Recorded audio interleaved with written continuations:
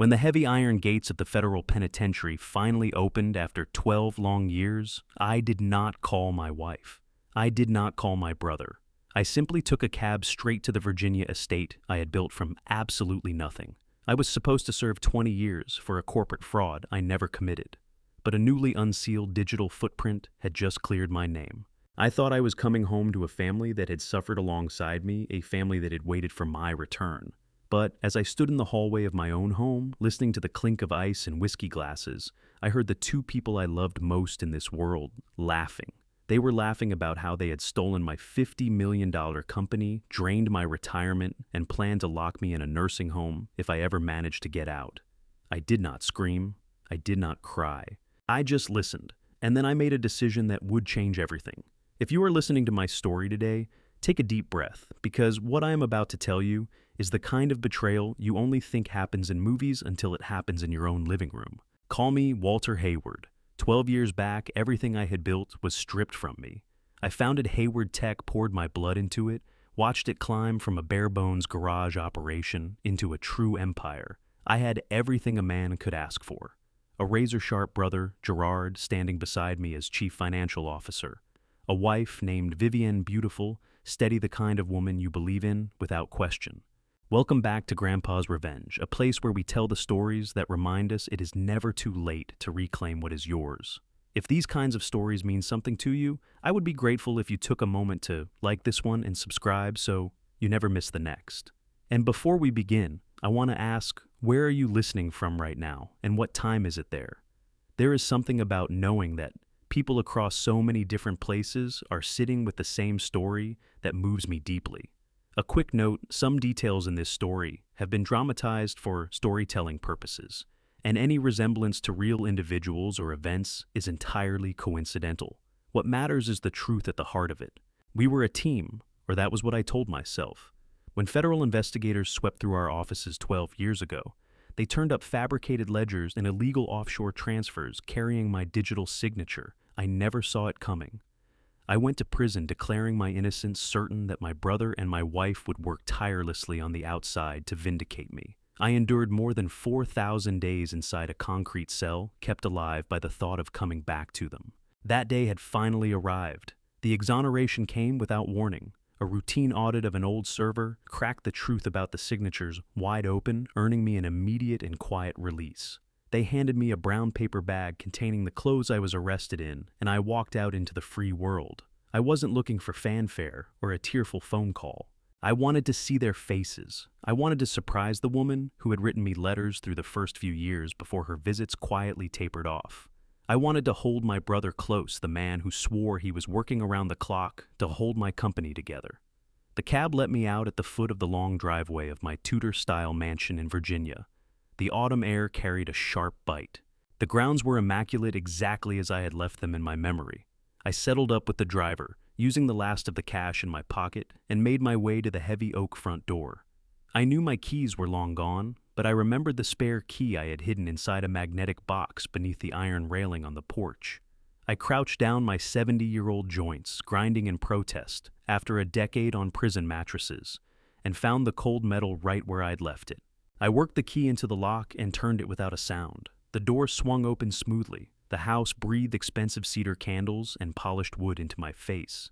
It was warm and welcoming and absolutely still.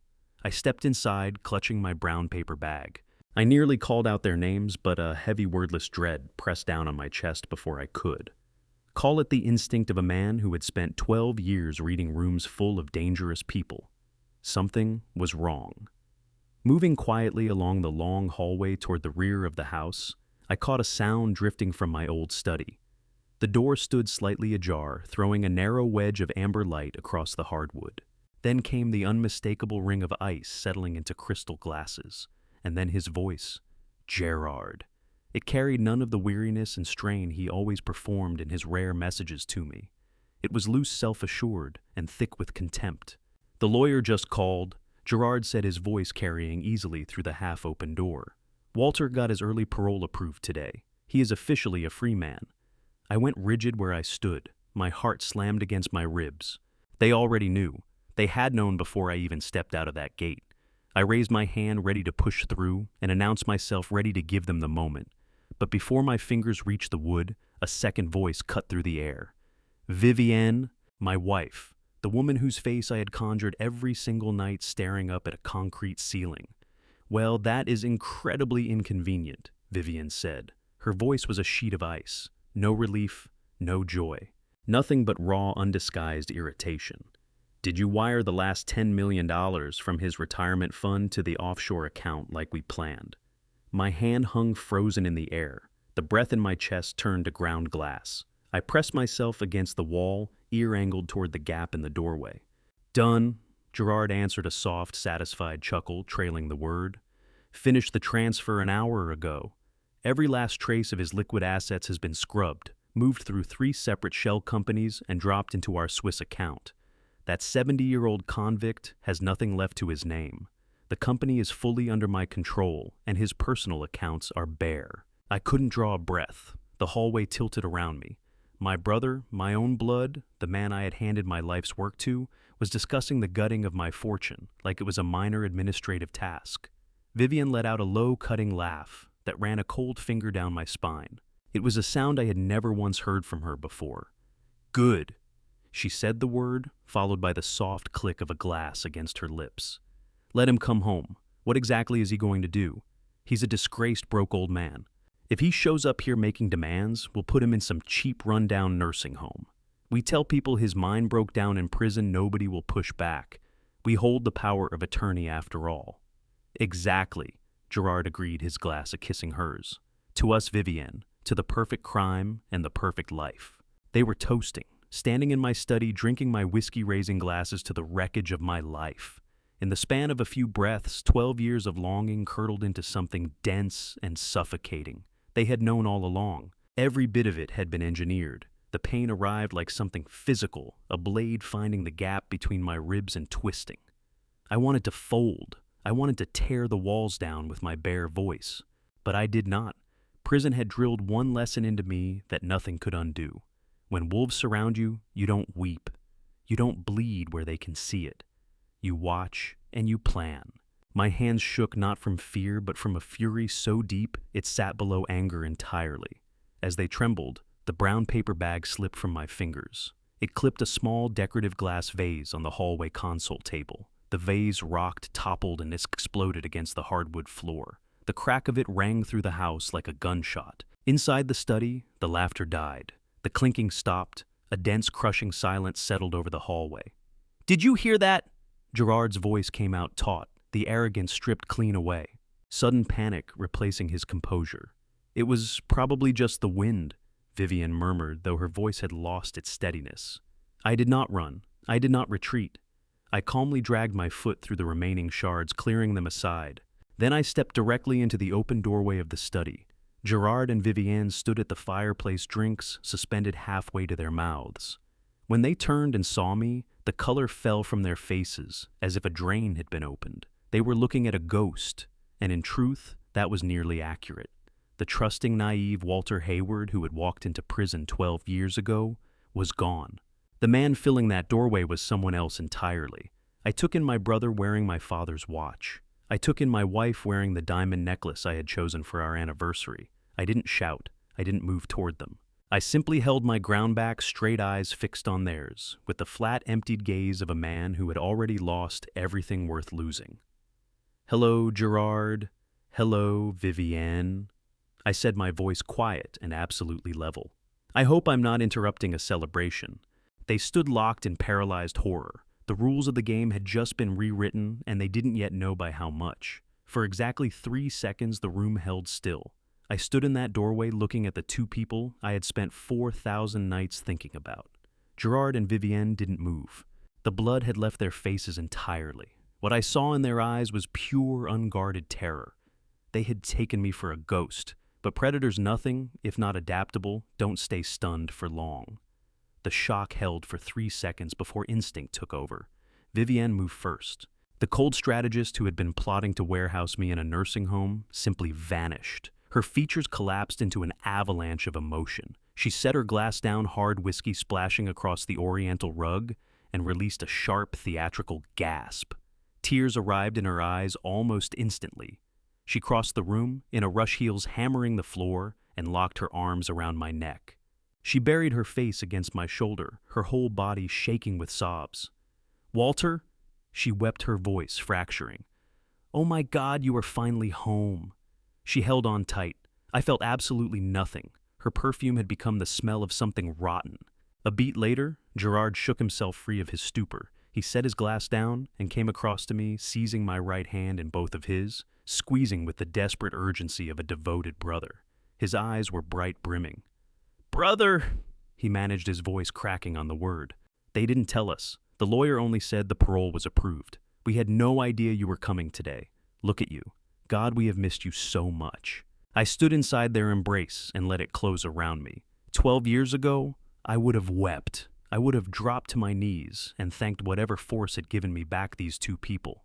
But now, feeling Vivian's counterfeit tears soaking into my prison shirt and Gerard's treacherous hands wrapped around mine, the only thing moving through me was a cold, steady rage. I let them perform. Then I slowly unwound Vivian's arms from around my neck. I pulled my hand free from Gerard's grip and stepped back. The smile I had forced dissolved. "I missed you too," I said, my voice dangerously level. "But before we celebrate, I have a question. What 10 million and what offshore account in Switzerland?" The room went dead silent. Vivian's sobs caught in her throat. Gerard's jaw went rigid. They knew I had heard every word. I watched their eyes flicker toward each other, a silent exchange passing between them. I wanted to see them crumble and confess. But Gerard was far too shrewd for that. He hadn't served as chief financial officer by accident. He was a craftsman when it came to spinning catastrophe into something clean. He drew a slow breath, and with seamless precision, he pivoted. He didn't look guilty. He looked bone-tired, burdened, and beleaguered. He passed a hand through his graying hair and exhaled like a man carrying the weight of the world. "I was hoping we could give you at least one night of peace before walking you through the nightmare we've been living." Gerard said, his sincerity terrifyingly convincing. "Walter, when you were convicted, the federal government didn't stop at putting you behind bars. The Securities and Exchange Commission came after Hayward Tech with everything in their arsenal. They were determined to liquidate your entire life's work to satisfy federal fines. They intended to seize every asset, every dollar you had ever earned." Vivian stepped forward, dabbing at dry eyes, her voice trembling with righteous hurt. "We were losing everything, Walter. The board of directors turned their backs on us overnight. The media painted you as a monster. We faced a choice. We had to protect your legacy, even if that meant the world seeing us as the villains." Gerard pressed closer, his voice dropping to something urgent and earnest. "I brought in the best defense attorneys money could find, but they were clear the only way to shield the company's capital from federal seizure was to move it entirely out of your name. We had no time. Vivian and I staged a formal separation of assets. We established a spousal preservation trust in an offshore jurisdiction beyond federal reach. That is the Swiss account you overheard." He set a firm hand on my shoulder, his eyes radiating the perfect image of brotherly loyalty. "We moved every liquid asset, including that final $10 million from your retirement fund, into that trust today, because the closing audit was bearing down on us. Had we left it in your name, the government would have seized it the instant you walked through those prison gates. We played the villains so your legacy could survive." Vivian drifted to my other side, pressing her hand softly against my chest. "When you heard me say that about the nursing home, I was making a bitter, sarcastic joke about how the press expects us to behave. We have spent 12 years scrapping in the shadows to keep your empire breathing. Every bit of it was for you, my love. It was a masterwork, the most dazzlingly constructed plausible lie I had ever been handed. Had I not had 12 years of silence on a hard prison cot to hone my thinking, had I not spent those years learning to read a con the moment it began, I would have swallowed every word. The logic held together. The legal language was accurate. The emotional performance was flawless. They had rehearsed this contingency down to the syllable, but they had made one critical mistake. They had forgotten that I knew exactly how much money sat in my retirement fund before I went to prison. And I knew that a legitimate spousal preservation trust had no need for anonymous shell companies. They were lying directly to my face. I looked at Gerard. I looked at Vivienne. The full weight of how dangerous they were landed on me. If I confronted them right then, they would shred the evidence and very likely find a way to remove me permanently. I had no money, no leverage, and no allies. What I needed was time. I needed to play their game and play it better than they did. So I let my shoulders drop. I let out an unsteady breath and allowed my eyes to fill. One tear tracked slowly down my weathered cheek. I reached out and drew both of them into a close, trembling embrace. "I am so sorry," I murmured, my voice fracturing with manufactured remorse. "I am so sorry I doubted you. I have been in the dark for so long. Thank you. Thank you both for sacrificing everything to protect what I built. I don't know what I would do without you." Vivian pressed herself against my chest. Gerard thumped my back with heavy, affectionate pats. "You're home now, Walter," Gerard said softly. "Everything is going to be all right. We will look after you from here on." "I know you will," I answered, pulling them closer. But as I held them there, staring past Gerard's shoulder at the dark wall of my study, my eyes were bone dry. Whatever warmth I had manufactured vanished instantly, replaced by a cold and methodical stillness. I did not believe a single word they had said. They were confident they had worked over a confused and broken old man. They believed the threat had passed. They were wrong. The war had only just begun. I wasted no time learning the contours of my new reality. Under the banner of tender devotion, my brother and my wife had built me a gilded cage. They relocated my belongings into a cramped, windowless guest room on the ground floor of the estate, tucked at the far end of a long, isolated corridor, well away from the main rooms. Gerard explained with a patronizing smile that it was purely for my well-being. He said my aging legs had no business climbing stairs after so many years sleeping on a hard prison cot. I accepted my new quarters without a flicker of objection. I understood perfectly well it had nothing to do with my comfort. They wanted me invisible, a convenient ghost haunting the margins of their polished, expensive lives. The restrictions didn't end with where I slept. They gave me an allowance of $100 a week in cash, explaining that my bank accounts remained frozen by federal regulators. I was the man who had built a $50 million technology empire, and I was now being handed pocket change like a dependent child. Beyond that, Gerard flatly forbade me from setting foot inside Hayward Tech headquarters under any circumstances. He cited the crushing media attention that would inevitably trail my release. He warned that my presence would rattle stock prices and drive investors toward the exits. I agreed to stay out of sight. I played the exhausted, beaten old man, content to find a quiet corner and rest. But behind the closed door of my windowless room, my mind was running at full speed, cataloging every detail, every inconsistency, every fragment of evidence. The marks of their betrayal were everywhere displayed openly, because they were too arrogant to imagine I could still see clearly. One morning over breakfast, I watched Gerard absently straighten his shirt cuff. Catching the light on his wrist was my father's vintage Patek Philippe watch. It was a rare, intricate piece my father had placed in my hands on his deathbed, passing it to me, and no one else. I had locked it inside the master bedroom's safe the morning I was arrested. Gerard noticed me looking. He smiled easily and explained he had tracked it down at a pawn shop after federal agents had cleared out my personal property. A clean, confident lie. Federal agents never touched our family heirlooms. I smiled warmly and thanked him for going to the trouble. Vivienne was no different. She moved through the mansion adorned in jewelry I recognized on sight. One evening, she arrived at a charity dinner wearing a brilliant diamond necklace, the very piece I had custom designed for her on our 10th wedding anniversary. When I told her it was beautiful, she gave a breezy, dismissive laugh. She said it was a cheap knockoff she'd picked up at some local boutique, an imitation to help her feel connected to the life we used to share. She claimed she had sold the original long ago to fund my legal defense. I knew she was lying. The way those stones caught the light was something no imitation could replicate. They were real diamonds, my diamonds. They were wearing my life like a costume, performing a grotesque drama in which they were the selfless heroes, and I was the helpless burden they nobly endured. But the stolen wealth was not the most dangerous element of what they had constructed. The true horror of my situation revealed itself in the quiet of the evenings. Every night without fail around 9 hours, Vivienne would tap softly on my bedroom door. She would come in carrying a delicate porcelain cup of steaming chamomile tea, her expression arranged into a mask of pure angelic concern. She told me she had been reading about prison-induced insomnia and the deep trauma of re-entering the world. She insisted the tea was a special organic blend with natural supplements to quiet my nerves and ease my tired mind. For the first week, I drank it. I was playing along, showing them I was wholly dependent on their daily ministrations, helpless as a child. But something deeply unsettling began happening to my body. Each morning I surfaced feeling as though I were wading through a thick, suffocating fog. My thoughts crawled sluggish and blurred, as if sleep had never come. My vision softened and smeared at the edges. Worst of all, my hands began shaking with a tremor I could not control. I would sit at the edge of my bed watching my own fingers quiver, unable to make them stop no matter how hard I focused.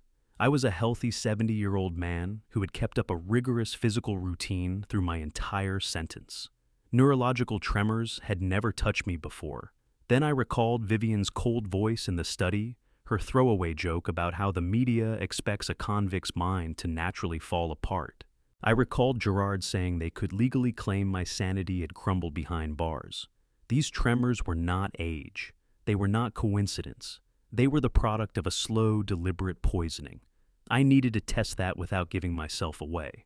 The following night, when Vivian arrived with the steaming cup, I thanked her with genuine-sounding warmth. I took one small, careful sip while she stood there watching me with that soft, encouraging smile. Satisfied I was drinking it down, she wished me a good night and drew the door closed. The moment her footsteps faded down the long corridor, I moved. I carried the cup to the far corner of the room, where a large, thriving green fern sat in a heavy ceramic pot, something Vivian had placed there herself to make the room feel welcoming. I tipped the contents into the soil. I rinsed the cup at my sink and set it empty on the nightstand for her to collect in the morning. The following night, I did the same. The tainted liquid went straight into the roots of the fern. I watched the plant in silence, waiting. The results came fast. Within just 2 days, that vibrant fern was unrecognizable. Its leaves had gone a sickly, necrotic yellow. The stems had shriveled and buckled, rotting upward from the roots. The plant was dead, killed by whatever chemical compound Vivian was delivering to me in a porcelain cup every evening. I stood in my windowless room, staring at those withered leaves, my heart beating with cold, crystalline certainty. They were not simply draining my finances. They were not merely keeping me sealed off from the world. They were chemically engineering dementia. They were dismantling my mind to guarantee I could never rise up and reclaim my life or my $50 million legacy. The gilded cage they had constructed for me was in truth a quiet execution chamber. The knowledge that Vivian was actively poisoning me rewired something at the core of my thinking. I was no longer a victim trying to make sense of how people I loved could rob me blind. I was a man behind enemy lines, and I needed to operate accordingly. During the daylight hours, I played my role without a crack in the performance.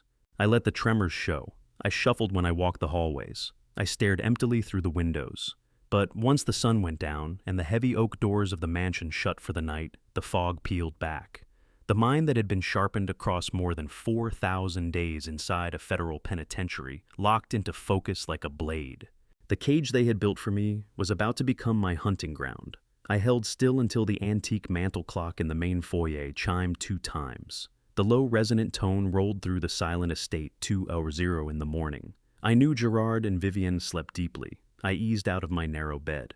I dressed in dark clothing and moved barefoot across the cold hardwood, careful not to produce even the faintest sound. The mansion sat in total darkness, except for pale moonlight pressing through the tall windows. I passed through the shadows with the measured stillness of someone who no longer belonged to the visible world.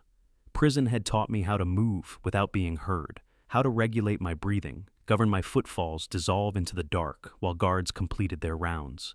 My target was the East Wing, where Gerard had established his home office in what used to be my father's library. I reached the heavy mahogany door and closed my hand around the brass knob, locked exactly as I had anticipated. Gerard was cautious, but his caution was amateur work. He believed a standard cylinder lock could bury his secrets. He had no conception of what skills accumulate in a man who spends years confined alongside professional thieves. I reached into my pocket and produced 2 small, stiff pieces of metal, fashioned that afternoon from a heavy paper clip and the metal spine of a disposable razor. I slid the makeshift tension wrench into the base of the keyhole and held it with the lightest possible thumb pressure. Then I worked the pick inside, probing gently for the binding pins. One by one, I coaxed them into place. The lock gave with a quiet, gratifying snap. I turned the handle, slipped through the opening, and eased the door shut at my back. The office carried the scent of rich leather and expensive cigars. I crossed directly to the massive oak desk dominating the center of the room. Gerard had always preferred handling sensitive matters from home. I pressed the power button on his sleek desktop. The monitor bloomed to life, throwing a cold blue wash across my face. A password prompt filled the screen.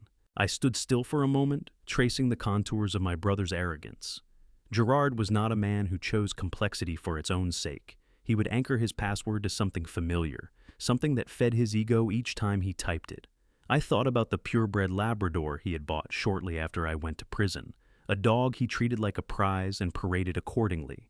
I set my fingers on the keys and entered the dog's name, followed by the year he acquired the estate. I hit enter. The system opened without resistance. I was in. I began moving through the directories, hunting for anything buried beneath the surface. Gerard was a financial mind precise with figures, but he was no technology expert. The hidden partition on the hard drive didn't take long to surface. I opened it and found rows of meticulously organized digital ledgers. As I worked through the spreadsheets, my blood went cold. The scope of what he had done was far beyond anything I had imagined. Gerard hadn't merely looted my personal accounts or gutted my retirement. He had completely repurposed Hayward Tech. He was running the legitimate corporate infrastructure I had spent my life building as a shell for a massive international money laundering syndicate. The ledgers showed millions upon millions of dollars flowing in from dummy corporations scattered across South America and Eastern Europe, funneled through Hayward Tech's operational accounts, dressed up as consulting fees and software licensing acquisitions. The cleaned money was then wired out to offshore accounts controlled by a notorious international cartel. Gerard was laundering funds for some of the most dangerous criminal organizations on Earth, and the most chilling detail was how he had constructed the paperwork. He was still using my name, my digital signatures, my legacy credentials as the ultimate layer of protection. If federal authorities ever opened an investigation into these new transactions, every thread would unravel back to me. He was positioning me to absorb the fall a second time. My grip tightened on the edge of the desk. The sheer reach of his malice was almost beyond comprehension. But I needed more. I needed to understand precisely how it had all been set in motion. I kept drilling down through the hidden partition, scrolling past the recent cartel records. Near the very bottom of the directory, I spotted an encrypted folder labeled simply the 2013 archive. The encryption was rudimentary, a relic of older software he had never bothered to replace. I bypassed it with a standard directory override command. The folder opened and its contents spread across the screen. I stopped breathing. There, rendered in sharp detail, were the original unedited financial documents used to secure my conviction. I opened a subfolder and found raw image files of my forged signature. I saw the digital traces showing precisely how Gerard had manipulated the company's internal servers to make it appear I was the one authorizing the illegal transfers. He had built the entire illusion piece by piece, covering his own tracks while painting a perfect target on my back. But that was not the discovery that broke me. I opened another document labeled Witness Preparation Notes. It was a comprehensive, heavily edited script, bullet points, emotional cues, precise phrasing guidelines. I read through it, and my stomach turned over violently. It was the exact testimony Vivienne had delivered from the witness stand at my trial. The text mapped out when she should let the tears come, when she should drop her eyes from the jury, and how she should characterize my supposed erratic, greedy behavior. They had rehearsed my destruction. They had sat in this very house, perhaps at this very desk, and choreographed the performance that would convince a judge to bury me for 2 decades. Vivienne was no coerced bystander. She was the lead performer in a calculated execution. This was no longer about reclaiming money. This was about complete and total vengeance for the 12 years of my life they had consumed. I could not wage this war alone. The walls of the mansion were closing around me, and every piece of technology inside was tightly watched. If I touched the internet, Gerard's software would flag the activity. I was stranded on an island of their design. I needed a secure line out. To get that, I had to pass through the iron gates. The next morning, I staged my performance. I dragged myself into the kitchen, feet shuffling, hands trembling in an exaggerated shake. Vivienne was at the counter with her coffee, watching me with a mixture of pity and quiet disgust. I let my jaw go slack, fixing my eyes into the hollow stare of a man losing his grip on the world. I mumbled that my room felt like a prison cell. I said I just wanted to feel sunlight on my face and sit a while in the local park. Vivienne sighed, visibly irritated. Having the neighbors witness what looked like a senile old man wandering the streets would only reinforce the narrative that prison had hollowed me out. She agreed to let me go, but she wasn't careless enough to send me out unwatched. She summoned a man named Darnell. He was introduced as a private healthcare aide, but his build told a different story entirely. He was a hired enforcer stationed there to make certain I never strayed too far. Darnell followed me down the long driveway and out onto the quiet sidewalk, maintaining a deliberate 30 ft gap to preserve the illusion of my independence. I walked with an agonizingly slow, unsteady gait, every step performed like a monumental effort. In truth, my muscles were wound tight and ready. My eyes were working the environment, searching for a specific opening. We reached the local park, a green space of oak trees and scattered wooden benches. I spotted my target without difficulty. A teenage boy was perched on a stone retaining wall, hammering away at a cheap smartphone, a battered bicycle helmet resting against his leg. He probably cycled through devices regularly and held on to his old ones. I shuffled toward a nearby bench, deliberately catching my foot on a crack in the pavement. I let out a loud groan and dropped onto the bench, one hand pressed to my chest. Darnell settled at a comfortable distance, propping himself against an oak tree and pulling out his phone, thoroughly bored by the assignment. He glanced away for exactly 5 seconds. That was all I required. I leaned toward the teenager, and the trembling in my hands vanished entirely. I produced a crumpled $50 bill from my pocket, half the weekly allowance Gerard had been doling out to me. I held the boy's gaze. I pointed to the older cracked phone sitting beside him and whispered a sharp offer of $50 for the device. The kid looked surprised, but junk plastic for $50 is a simple transaction. He grabbed the cash and nudged the phone toward my foot. In one smooth motion, I slid it under the sole of my shoe. When Darnell looked back up, I was simply rubbing my knee. I sat for another 10 minutes, building a rhythm of harmless inactivity. Darnell eventually lost interest again and turned away to light a cigarette.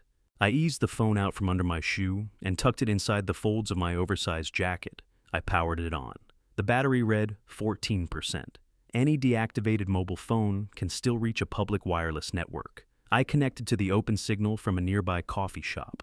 I pulled up an encrypted messaging application. I had no need for a contact list. Over 12 years, I had burned a single sequence of numbers into my memory. It was the contact information for Clifford O'Coin, my former corporate attorney, a fiercely loyal man who had fought hard in my defense during the trial. Because he refused to bend to Gerard's pressure, Gerard had engineered a calculated smear campaign against him, manufacturing ethical violations that stripped him of his license. Clifford had lost a distinguished career for the crime of standing by me. I knew he was now working as a paralegal in a worn-down office, barely keeping his head above water. I dialed. The line rang 3 times before a weary voice answered. "Aye, O'Quan speaking." It said flat with exhaustion. I cut my hand over my mouth, keeping my head bowed so Darnell couldn't read my lips. "Clifford," I whispered, my voice level. "It is Walter." A sharp intake of breath cut through the line. The silence held for a long moment while he absorbed the sound of my voice. When he finally spoke, the fatigue was gone, replaced by a coiled, vibrating intensity. "Walter," Clifford breathed. "They said you were out. I have been waiting for a signal. I knew you would not just disappear." "They think I'm a broken, demented old man," I whispered back. "They think they have me locked away. But I found the ledgers. I found the archive. I know exactly what Gerard did and who helped him. The hunt has begun." I heard a chair scraped against the floor on his end. "Tell me what you need, boss. I have spent 12 years waiting to bring that arrogant man down. Just give the word, and I will tear his fraudulent empire apart at the seams. I need you to activate the contingencies we mapped out during your last visit to the prison," I told him. "But first I need to know his current operational timeline. What is his immediate objective?" Clifford's voice dropped a full register, going deadly serious. "You need to move quickly, Walter. I still have solid contacts operating inside the financial district, people who have been feeding me intelligence on Hayward Tech. Gerard is not simply laundering cartel money anymore. He is looking to cash out and walk away clean." "What do you mean?" I pressed my eyes, cutting toward Darnell, who was checking his wristwatch. "He is finalizing a corporate acquisition." Clifford said, the warning clear in every word. Gerard has brokered a deal to sell Hayward Tech to a European conglomerate. The buyers are heavily insulated, almost certainly another front for his criminal associates. The transaction is structured for $300 million in clean, untraceable capital. Once he executes that transfer, he and Vivienne take the money and vanish into a country that won't extradite them. You will be left holding an empty shell. When does the deal close? I demanded, a surge of adrenaline moving through me. By the end of this month, Clifford replied grimly. You have fewer than 3 weeks before he legally signs ownership away and disappears with everything you built. If that signature lands on the transfer deed, the European buyers will strip the assets, demolish the infrastructure, and bury every trace of evidence. I stared at the dry, dead grass beneath my feet, mapping out the precise geometry of what had to happen next. The clock had just entered the game. 3 weeks. I had exactly 3 weeks to dismantle a criminal operation, expose my treacherous brother, and bring the full weight of my vengeance down before they evaporated forever. I will be ready, I told him quietly, cutting the encrypted connection and easing the cheap phone back into my shoe. That evening, the grand dining room felt like a trap. I sat at the far end of the long mahogany table, staring at a bowl of watery oatmeal. Gerard occupied the head of the table, carving through a thick steak with the unhurried precision of a man who believes he owns the room. Vivienne sat across from him, working her way through a glass of red wine. They talked about nothing, treating me like a piece of furniture no one bothered to look at. But I knew Gerard. I knew the particular rhythm his voice took when he was setting a trap. He wiped his mouth, drew a slow sip of wine, and turned his eyes toward me. They were sharp, calculating, stripped of anything resembling real warmth. He offered a smooth smile, the kind a predator extends in the last moment before the strike. Walter, Gerard began, his voice layered with manufactured concern. I know the adjustment back to civilian life has been an enormous weight. We only want you focused on resting and recovering. However, there is a small piece of paperwork we need to clear up this evening, purely to guarantee your complete protection. He reached inside his jacket, produced a folded document, and slid it across the polished surface until it came to rest beside my bowl. I looked down. My vision swam from Vivienne's poison tea, but I didn't need sharp eyes to grasp what lay before me. Bold black letters across the top of the page declared it a full liability waiver and rights relinquishment. I want you to understand this is merely a formality. Gerard went on, his voice a practiced glide. Federal regulators are poking around our offshore trust, and our legal team strongly advises that you formally distance yourself from the corporate entity. Sign this, and you legally forfeit any future claim to Hayward Tech. You will be left completely destitute, meaning they can never come after you for financial restitution. You'll be entirely protected, and Vivienne and I will go on caring for you. I stared down at the document. This was the final nail being driven into my coffin. This was the precise piece of paper Gerard required to execute the $300 million buyout with his European cartel partners. Without my signature, the buyers would never chance inheriting a legal entanglement. He needed me to willingly surrender the keys to the kingdom. I let my hands begin to tremble. I widened my eyes, manufacturing a look of profound, senile confusion. I reached out and grazed the edge of the page, my fingers shaking violently. Gerard, I mumbled, my voice thin and raspy. I don't understand. Hayward Tech is my life. I built it from nothing. Why do I have to sign my name away? Can't we wait just a little longer? I feel so confused these days. My head is always so foggy. The warm smile drained from Gerard's face, replaced by a flash of naked irritation. He parted his lips to speak, but Vivienne got there first. The sweet angelic mask she had worn all evening cracked clean off. She set her wineglass down on the table with a sharp, aggressive thud. She leaned in, elbows planted on the mahogany surface, her gaze boring into mine with cold, venomous precision. "Walter, honey," Vivienne said, her voice dropping to a dangerous murmur. "You need to hear us clearly. The doctors have been explicit. They say your mind is going and fast. The trauma of prison sped up your cognitive decline. We watch it every single day. You shuffle through the house. You can't hold on to simple conversations, and your hands won't stop shaking." She tilted her head, her stare cutting straight through me. "If you refuse to sign this paperwork and protect the family, Gerard and I may have no choice but to pursue a full medical conservatorship. If the state rules you mentally unfit, you won't be staying in this comfortable house any longer. You wouldn't want to spend your final years locked inside a sterile psychiatric ward strapped to a bed and forgotten by the world, would you? The raw brutality of her threat settled over the room like a heavy fog. She was pressing a loaded gun against my freedom. They were entirely prepared to have me declared legally insane and warehoused in an asylum. I knew precisely what I had to do. I let out a loud, wretched gasp. I deliberately let my silver soup spoon slip from my grasp. It rang against the porcelain bowl and skidded onto the floor. I yanked my hands back, pressing them flat against my chest, as if gripped by terror. I let my whole body shudder, playing the role of the shattered old man. "Please," I whimpered, staring at the document with wide, frightened eyes. "Please, Vivienne, don't send me away to a hospital. I can't go back to a cage. I can't be locked up again. I'll sign the paper." Gerard exhaled a quiet breath of relief. His arrogant smile snapped back into place. He reached into his pocket and produced a gold pen, extending it toward me. "That's a wise choice, Walter," he said, his tone smooth and soothing. "Just put your name on the dotted line and all your troubles vanish forever." I reached for the pen, then wrenched my hand back, shaking my head in rapid, jerky movements. I forced a look of stubborn senility across my face, clutching at some fabricated shred of pride. "No," I stammered, my voice climbing into a frantic pitch. "Not here, not in the dark. Hayward Tech was my entire life. If I have to sign it away, I won't do it like a criminal sneaking around in the shadows. I want to say goodbye properly." Gerard's brow creased. "What are you talking about? Walter just signed the paper. Next week is the company's 30th anniversary." I burst out, shaking with manic insistence. "You're hosting the grand anniversary gala. I know you are. If I'm giving up everything I built, I want to do it there. I want to stand on that stage one last time. I'll sign your paper in front of everyone, a proper farewell to my legacy. If you won't give me that one last thing, I won't sign it." The room went quiet. Gerard and Vivienne traded a long, calculating look. Having the founder publicly surrender his rights at a corporate gala would be the ultimate public relations trophy. It would cement his ownership in the eyes of the European buyers.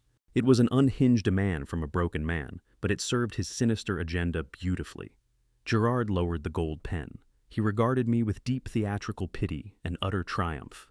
"If that's what it takes to give you peace, Walter," he said softly, "then we'll do it your way. You'll sign the relinquishment at the gala next week." I dropped my head, burying my face in my trembling hands, performing grief over the loss of my empire. But, behind my fingers shielded from their treacherous eyes, my lips curled into a cold, quiet smile. The trap was set. They had absolutely no idea. "I'll be completely ready," I promised him in a near whisper, ending the secure call and easing the cheap mobile phone back into my heavy shoe. The slow walk back to the sprawling estate felt nothing like the trip out. Every step was driven by cold, searing purpose. I finally had a firm timeline. 3 weeks to methodically dismantle the fortress my brother had raised on the ruins of my stolen life. When I reached the mansion, I slipped back into character without a pause. I shuffled through the grand foyer, shoulders rounded, eyes fixed on the polished floor. I kept my left hand trembling just enough to catch the security cameras. The gilded cage was closing around me, but they had no idea I had just pocketed the key to lock them inside it. That evening, the dining room felt like it was squeezing the air out of the world. The great mahogany table stretched between us like a line drawn in a war. I sat at the far end, staring down at a bowl of watery oatmeal. Jared occupied the head of the table, sawing into a thick slab of steak with the brisk authority of a man who believed he owned everything in his sight. Vivienne sat across from him, lifting a glass of dark red wine to her lips with effortless elegance. They talked about inconsequential social engagements as though I weren't in the room. But I knew Gerard. He blotted his mouth, drew a slow sip of wine, and swung his gaze toward me. His eyes were sharp, deliberate, and utterly empty of any real warmth. "Walter!" Gerard began, his voice laced with manufactured concern. "I know that coming back to civilian life has been a great deal to manage. There is, however, a small piece of paperwork we need to settle tonight, entirely for your protection." He reached into the breast pocket of his tailored jacket and withdrew a neatly folded document. He slid it across the gleaming table until it came to rest beside my bowl. The bold black letters across the top of the page spelled out a full liability waiver and rights relinquishment. "I want you to know this is merely a simple formality," Gerard continued smoothly. Because federal regulators are still aggressively circling our offshore trust, our legal team strongly recommends you formally separate yourself from the corporate entity once and for all. Sign this document and you legally surrender any future claim to Hayward Tech and its holdings. You will be legally classified as completely destitute, which means the government can never pursue you for financial restitution. You will be safe, and Vivian and I will go on caring for you for the rest of your life. I stared at the thick white paper. This was the precise document Gerard needed to push through the $300 million buyout with his European cartel associates. Without my verifiable signature relinquishing all rights, the buyers would never risk stepping into a massive legal dispute with the original founder. He needed me to willingly hand over the keys to the kingdom. I let my hands begin to shake. I widened my eyes, adopting a look of profound senile confusion. I reached out and touched the edge of the page, my fingers trembling violently against the table. Gerard. I mumbled, my voice weak and raspy, deliberately thickening each word. I don't understand. Hayward Tech is my life. I built it from nothing. Why do I have to sign my name away? Can't we just wait a little longer? I feel so confused lately. The warm brotherly smile vanished from Gerard's face in an instant, replaced by a flicker of genuine irritation.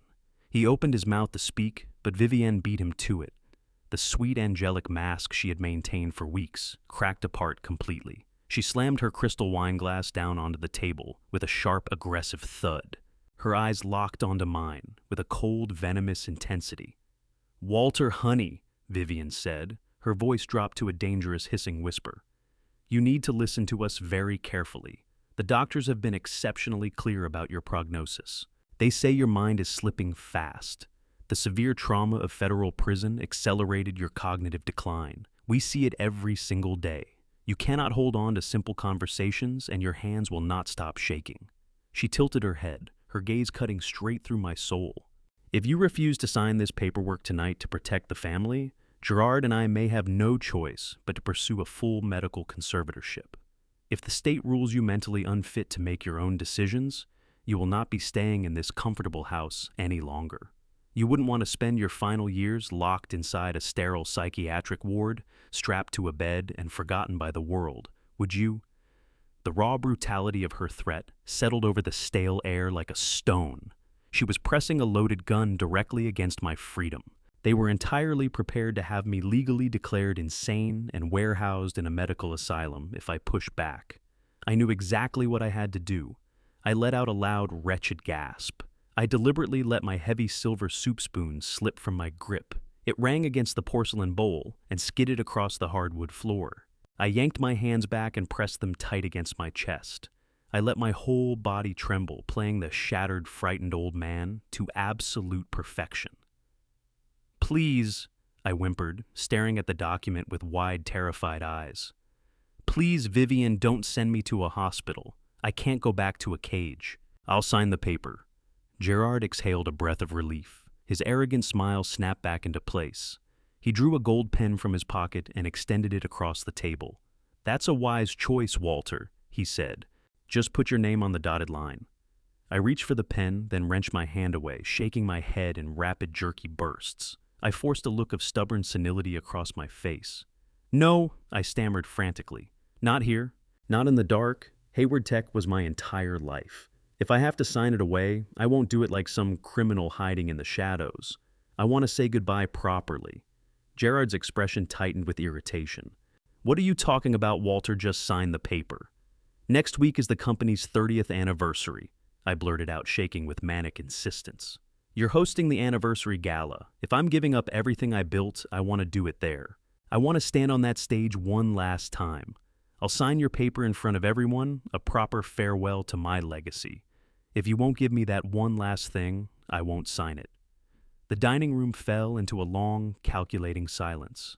Gerard and Vivienne traded a measured look.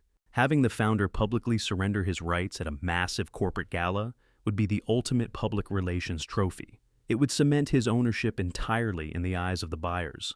It was an unhinged demand from a broken man, but it served his sinister agenda beautifully. Gerard slowly set the heavy gold pen back down on the polished mahogany surface. He regarded me with deep theatrical pity and utter triumph. "If that's what it takes to give you peace, Walter," he said softly.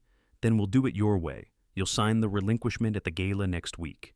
I dropped my head, burying my face in my trembling hands, performing grief over the devastating loss of my empire. But hidden safely behind my fingers, my lips curled into a cold, dangerous smile. The trap was finally set. They had absolutely no idea what was coming for them. The following morning, Gerard announced a mandatory medical evaluation before the corporate transfer could be legally finalized. A private phlebotomist arrived at the estate. It was Clifford disguised in crisp blue medical scrubs and a white surgical mask. Playing the consummate professional to perfection, he directed me to walk to the guest bathroom. Vivienne watched from the hallway like a hawk, but she did not follow us inside. The moment the door clicked shut, Clifford turned on the sink faucet to cover our voices. He drew a small vial of my blood to make the visit look credible. Then, pressing a bandage onto my arm, he reached into his case and produced a heavy silver fountain pen and a tiny flesh-colored earpiece. He pressed them firmly into my palm. "Oh, the pen has a specialized ink cartridge," Clifford whispered. "The ink will vanish completely within 24 hours of touching paper. The earpiece is synced to a secure frequency. Wear it at the gala, and Walter." I finally reached my contact at the Federal Bureau of Investigation. "The trap is primed. If Gerard catches on before you use that pen, you'll be locked in an asylum before dawn." I nodded and slipped the pen and earpiece into my pocket. Clifford packed his case, shut off the faucet, and walked me back out. Vivienne examined my bandaged arm, satisfied. Clifford left the estate, and I was alone in the lion's den once again. The days leading up to the anniversary gala were an exercise in psychological torture. Gerard and Vivienne grew increasingly paranoid as the buyout date closed in. They needed my mind to be completely shattered before they stood me on a stage in front of the cameras. Vivienne intensified her efforts. She began coming to my room twice a day with her steaming cups of toxic chamomile tea, standing over me with cold, demanding eyes, and refusing to leave until I had drunk every last drop. I had to adapt without hesitation. Pouring the tea into a potted plant was no longer possible with her watching. I mastered the dangerous art of palming the neurotoxic pills she had crushed into the liquid, taking a sip, holding the bitter fluid at the back of my throat, and feigning a swallow while letting the dissolved sediment collect in a small tissue cupped in my hand. It was a terrifying high-stakes performance.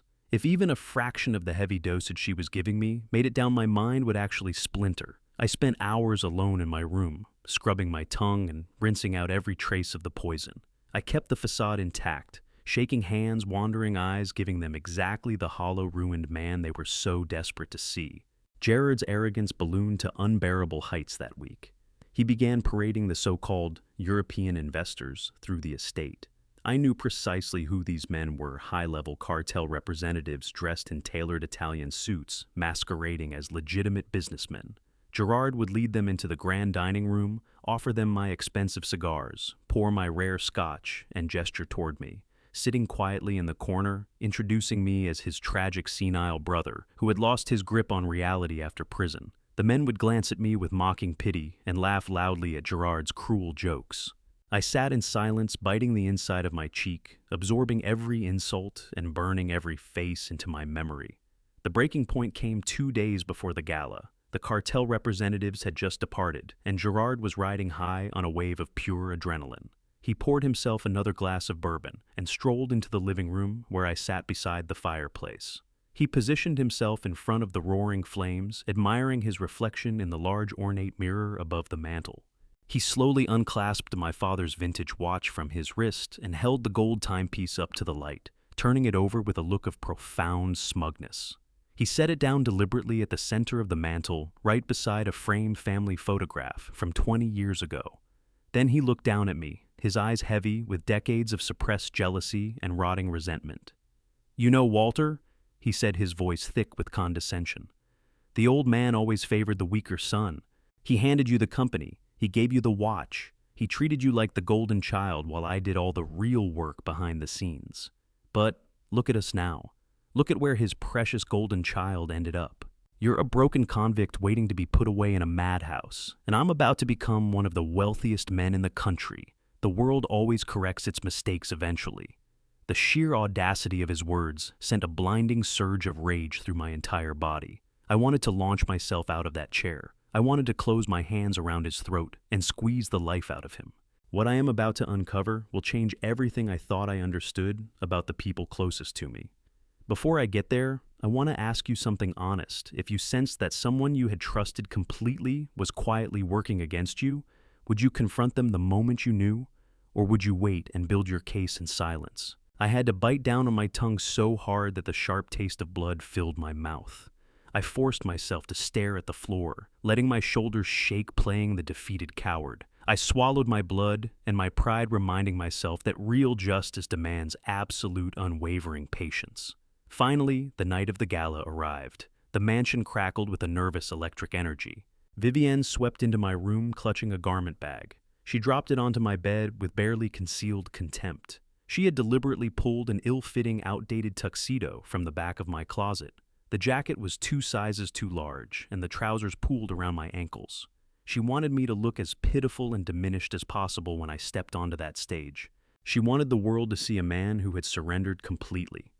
I dressed slowly, letting my fingers fumble at the buttons. Vivienne moved into my personal space to adjust my collar. She stuffed a white pocket square roughly into my lapel, the stiff fabric scratching my chest. Then she grabbed my chin and wrenched my face upward until I was staring straight into her cold, merciless eyes. "A smile for the cameras tonight, old man," she hissed, her breath hot against my face. "Do exactly what we rehearsed. You walk up those stairs, you sign your name on that paper, and you smile. Because after tonight, you officially cease to exist." I looked back at her, letting my jaw tremble in manufactured fear.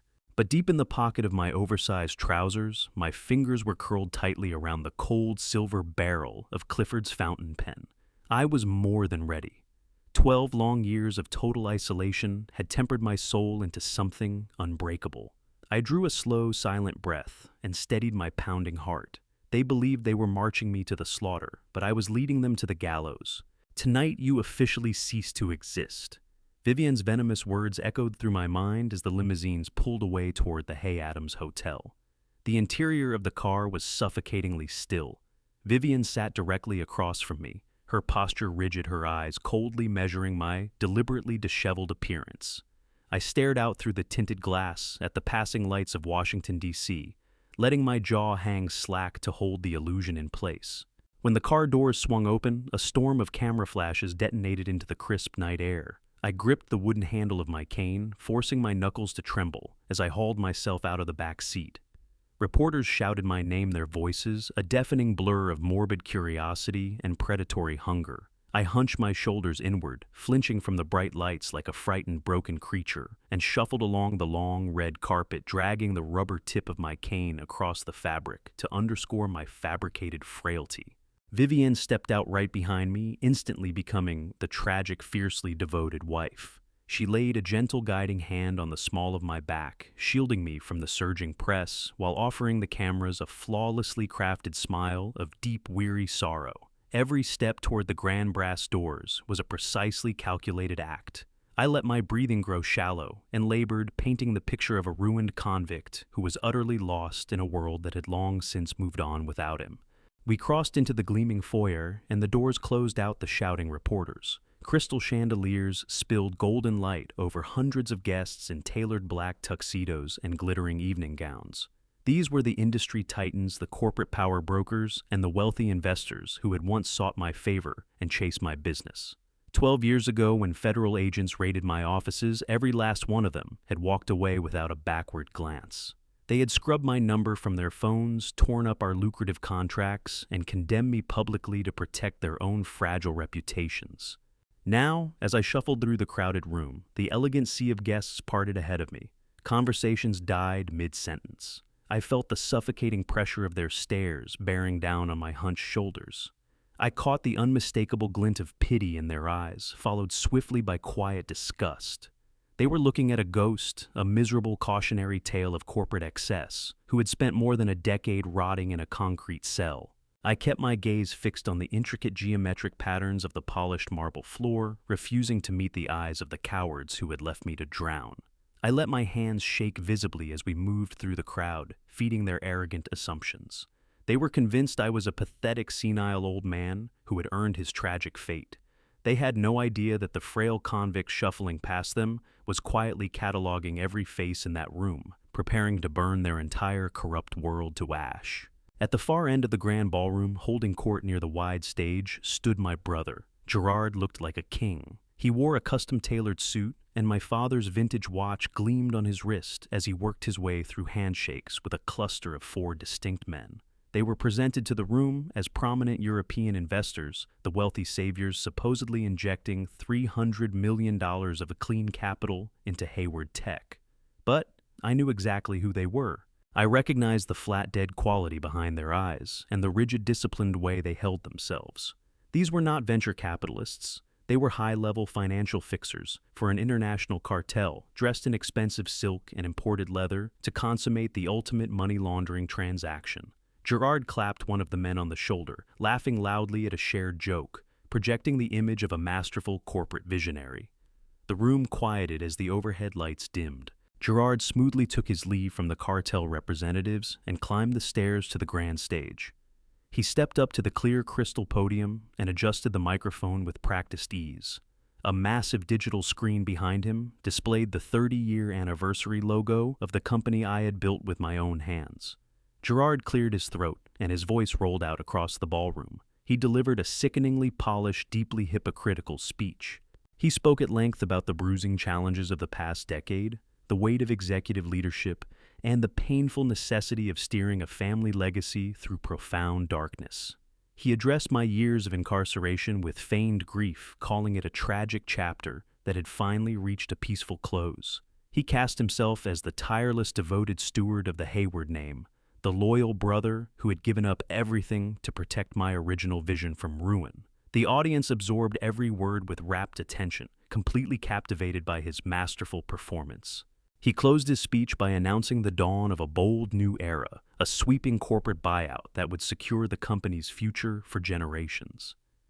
But before we finalize this historic transition, Gerard said, his voice dropping to a reverent whisper, "I want to formally honor the man who built it all. He has suffered deeply, and his mind is not what it once was, but he is here tonight to give us his final blessing.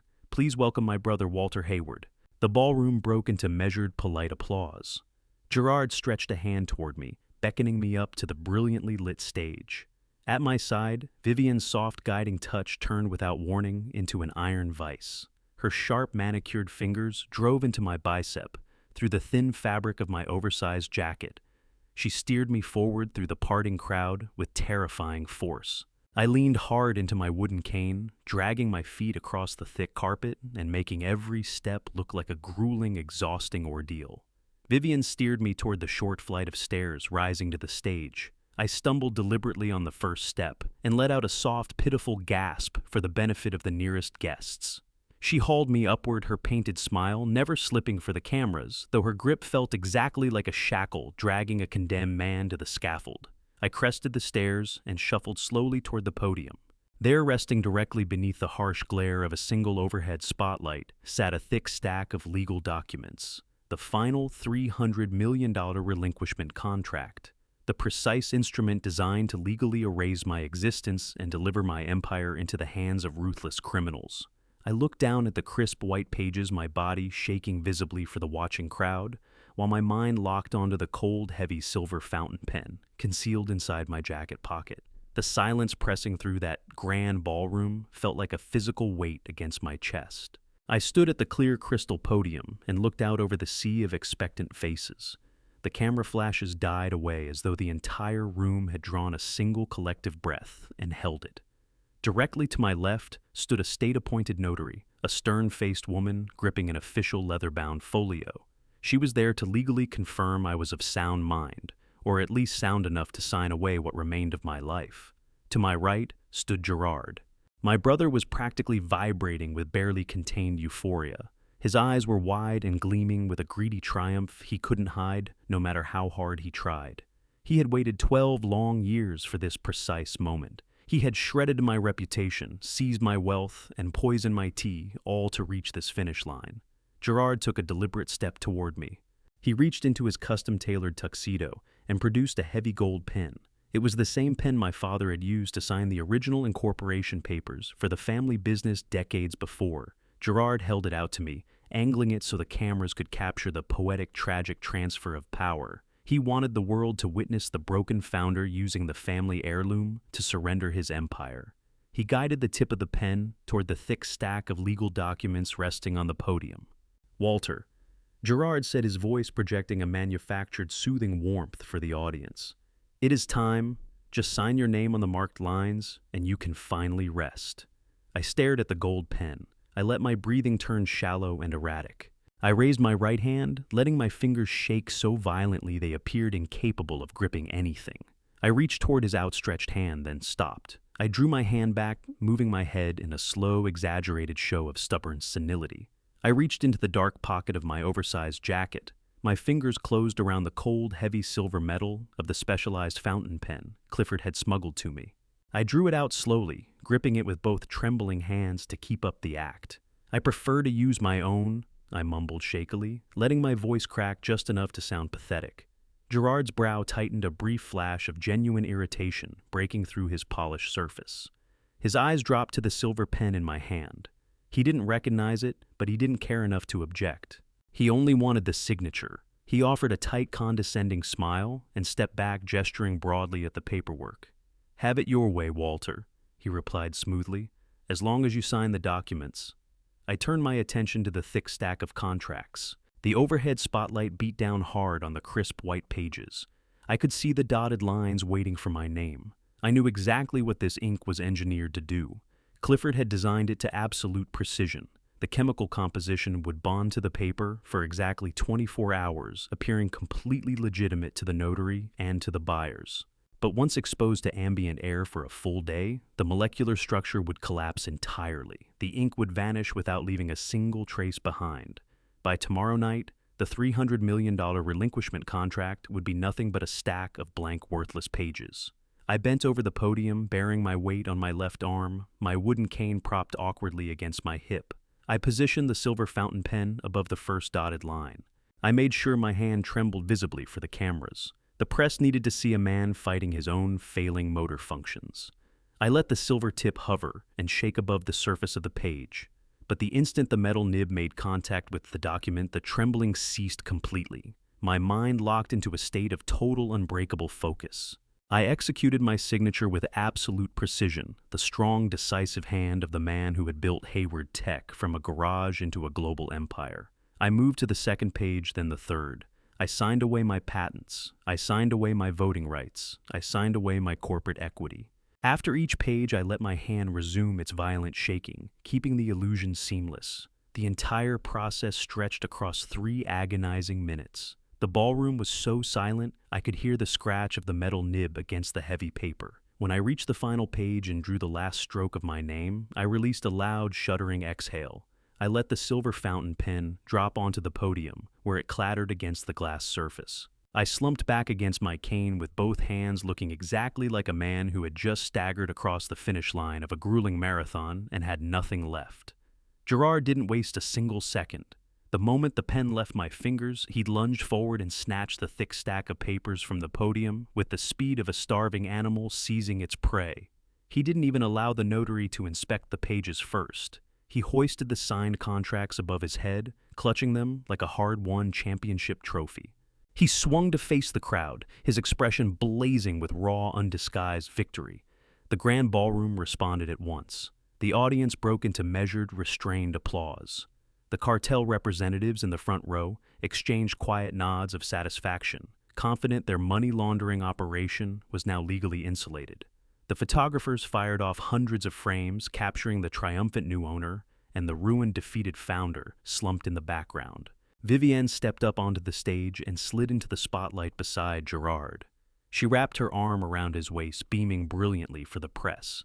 They had won. They had cleared every obstacle, poisoned my mind, stripped my wealth, and locked in their $300 million exit.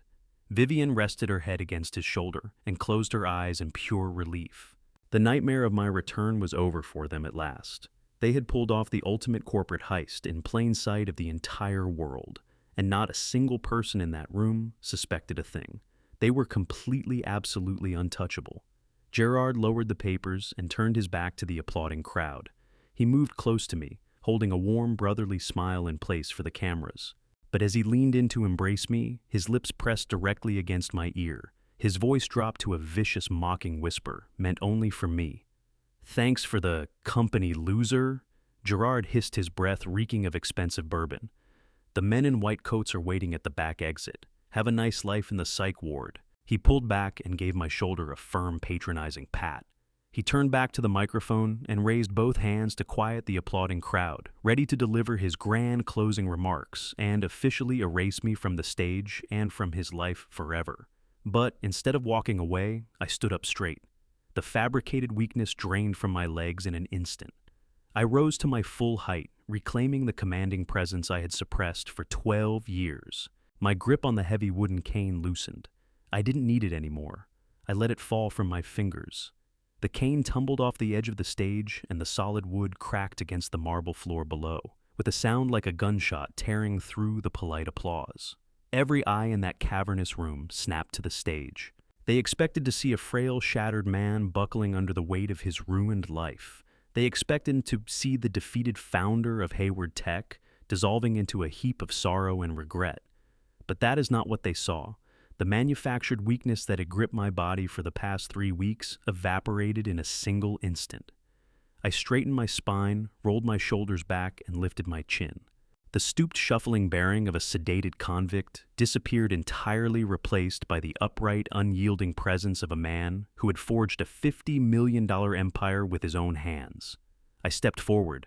I didn't drag my feet. My stride was long, purposeful, and charged with a terrifying, long-suppressed energy.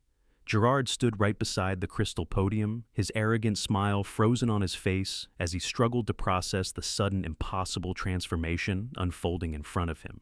He opened his mouth, probably to hiss another vicious threat and push me back into line. But before he could shape the first syllable, I raised my arm. I didn't strike him. I simply pressed my hand flat against his chest and shoved him aside. The force behind it stunned him completely. He stumbled backward, his expensive leather shoes skating across the smooth stage floor, nearly losing his footing entirely. I moved into his place and closed both hands around the edges of the crystal podium, rock-solid, perfectly steady hands. The bright overhead spotlight fell across my face. I leaned into the microphone. "Thank you, Gerard," I said. My voice did not shake. It did not crack or waver with senile confusion. 12 years of buried authority poured through those speakers, low, iron-edged, and absolute. My real voice landed on that audience the way a fist lands on glass. The restrained applause fell dead. What replaced it was a stunned, airless quiet. I fixed my gaze on the front row, holding it steady against the 4 men in their Italian-cut suits who had spent the evening pretending to be legitimate European money. But before those buyers transfer $300 million into your offshore accounts, I think everyone in this room deserves to know what they are truly paying for today. The gasp that moved through that ballroom was a single shared thing. Heads swiveled, eyes darted. The corporate royalty and deal-makers who had filled those seats began trading panicked looks. The cartel men in the front row went from lounging to coiled in. Under a second, they sensed before anyone else that the evening had just come apart at the seams. Gerard lurched back toward the podium, face-burning composure completely gone. "Walter, shut this down right now," he hissed, holding his voice just beneath the mic's reach. His eyes were screaming what his mouth was trying to hide. He seized my arm and yanked, trying to drag me sideways off the stage. I planted my feet and met him with my shoulder. Like a closed door, he might as well have been pushing a load-bearing wall. Gerard understood fast that forcing me away would play out in front of every camera in the room. He abandoned that and went straight for the small control panel built into the podium's edge. His fingers found the mute button and drove it down. Once, again. He drove his fist into the console. Not a flicker. The microphone stayed wide open, faithfully carrying every ragged breath he drew out across the entire ballroom. What Gerard didn't understand was that the audio-visual booth high above the floor had changed hands. Clifford Aucoin, my former attorney, the most loyal man I had ever known, had entered through the catering corridor 10 minutes ago. He was seated in that darkened booth in a borrowed uniform, with the master soundboard locked tight beneath his hands. Clifford had cut Gerard's access to the podium controls at the root so that nothing on that stage could silence me. Jared's eyes found the green live light on the microphone and just stayed there, the full weight of what had been done to him finally registering behind those eyes. When the technology betrayed him, Vivian chose to act. She tore herself free from the foot of the stage stairs and came at me in a rush, her heels hammering the floor. All pretense of grace dissolved into pure self-preservation. She flung her arms at the security guards, ringing the room, screaming for them to move. "Guards up here now!" Vivian's voice split the silence like a shard of glass. "My husband needs help immediately. Take him off this stage and out the back right now." Then she wheeled to face the audience and painted grief across her features with the speed of a woman who had rehearsed every possible catastrophe.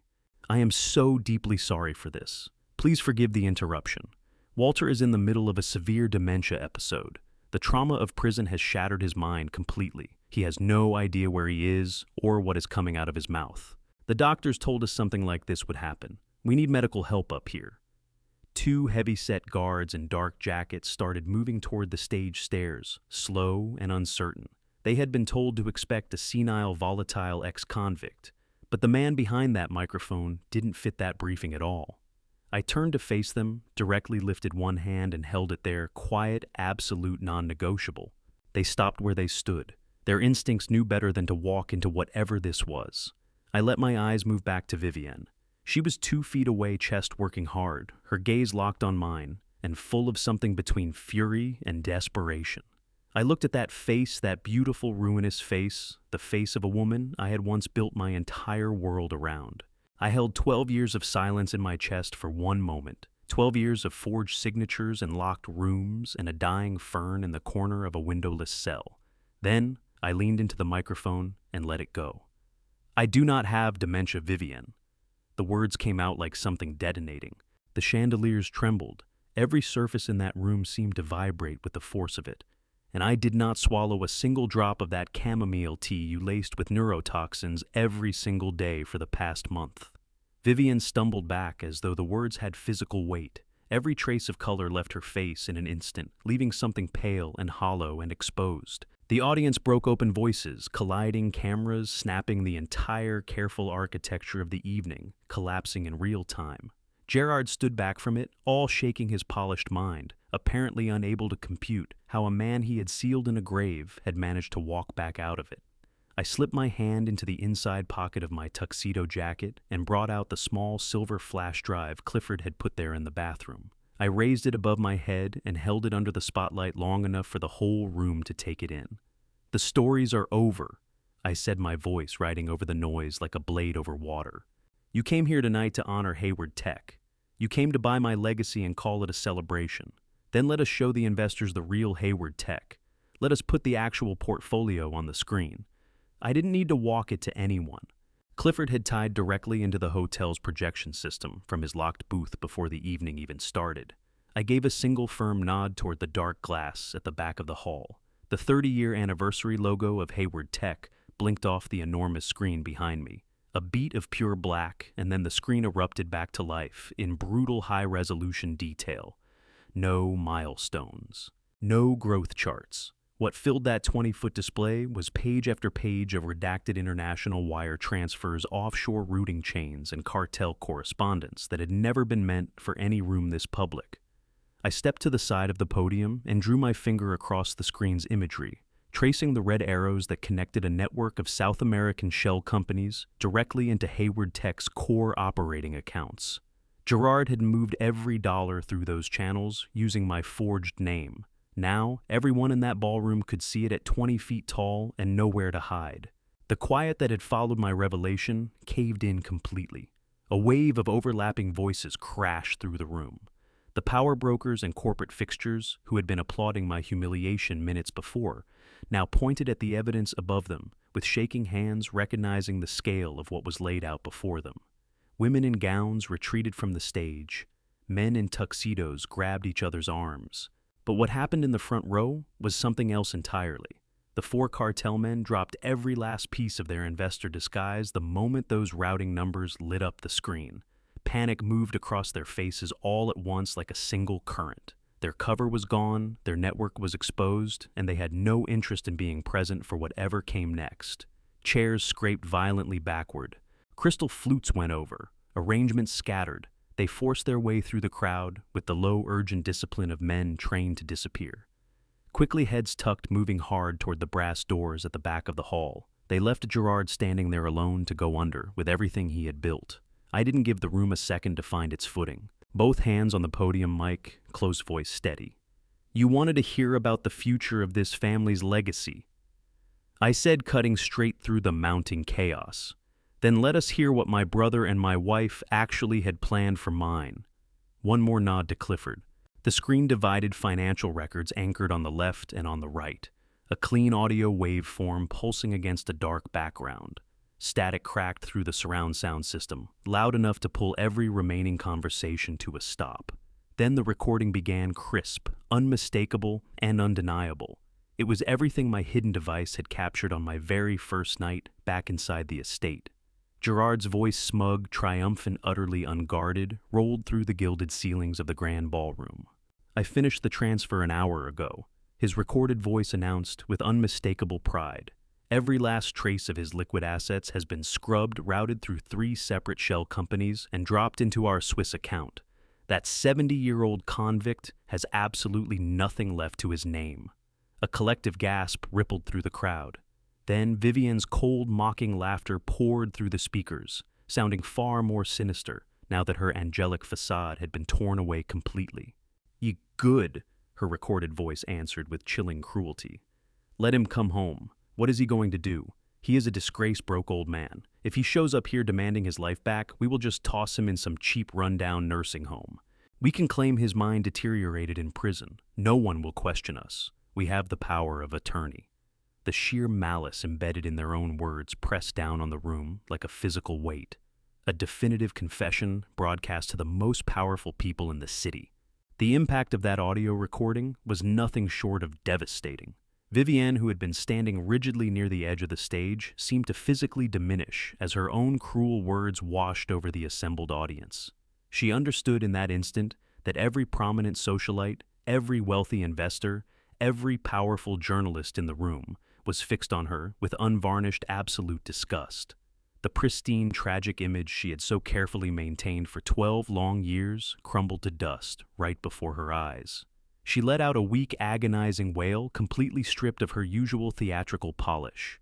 Her knees buckled. She collapsed onto the hard, polished surface of the stage, her expensive silk evening gown pooling around her trembling legs. She raised shaking hands and pressed them hard against her face, as though she could physically shut out the crushing shame and the judgmental stares bearing down on her. She folded into herself, a broken, pitiful figure, weeping openly on the floor, finally tasting a fraction of the deep, suffocating humiliation she had so willingly heaped upon me for more than a decade.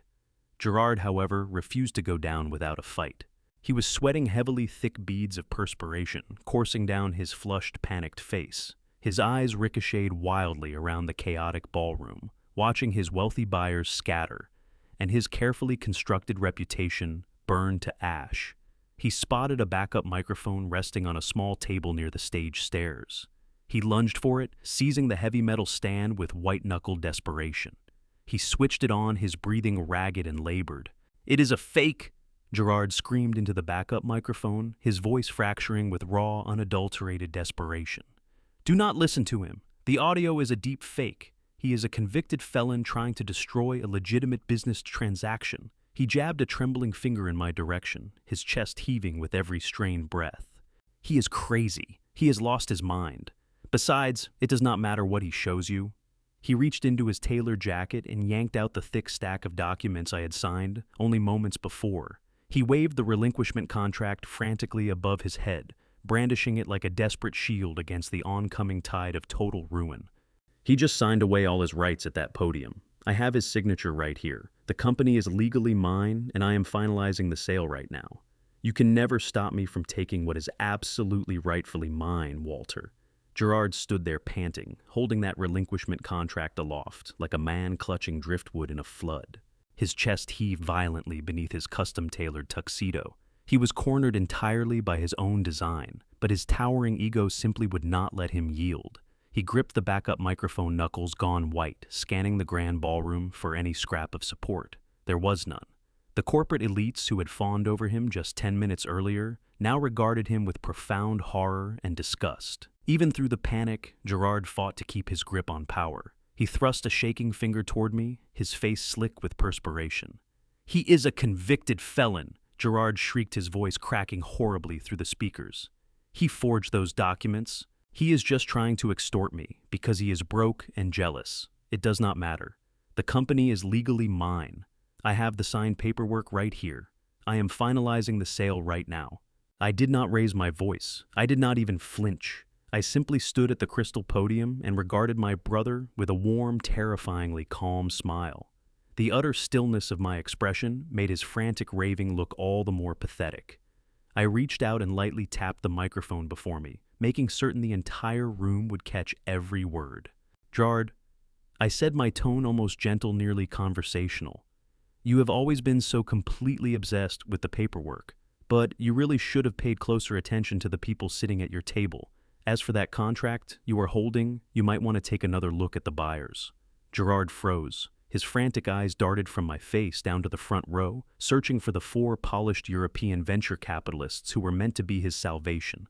Before Gerard could even process what I had said, a deafening crash exploded from the rear of the grand ballroom. The heavy gilded brass doors were violently kicked open, slamming into the marble walls with thunderous force.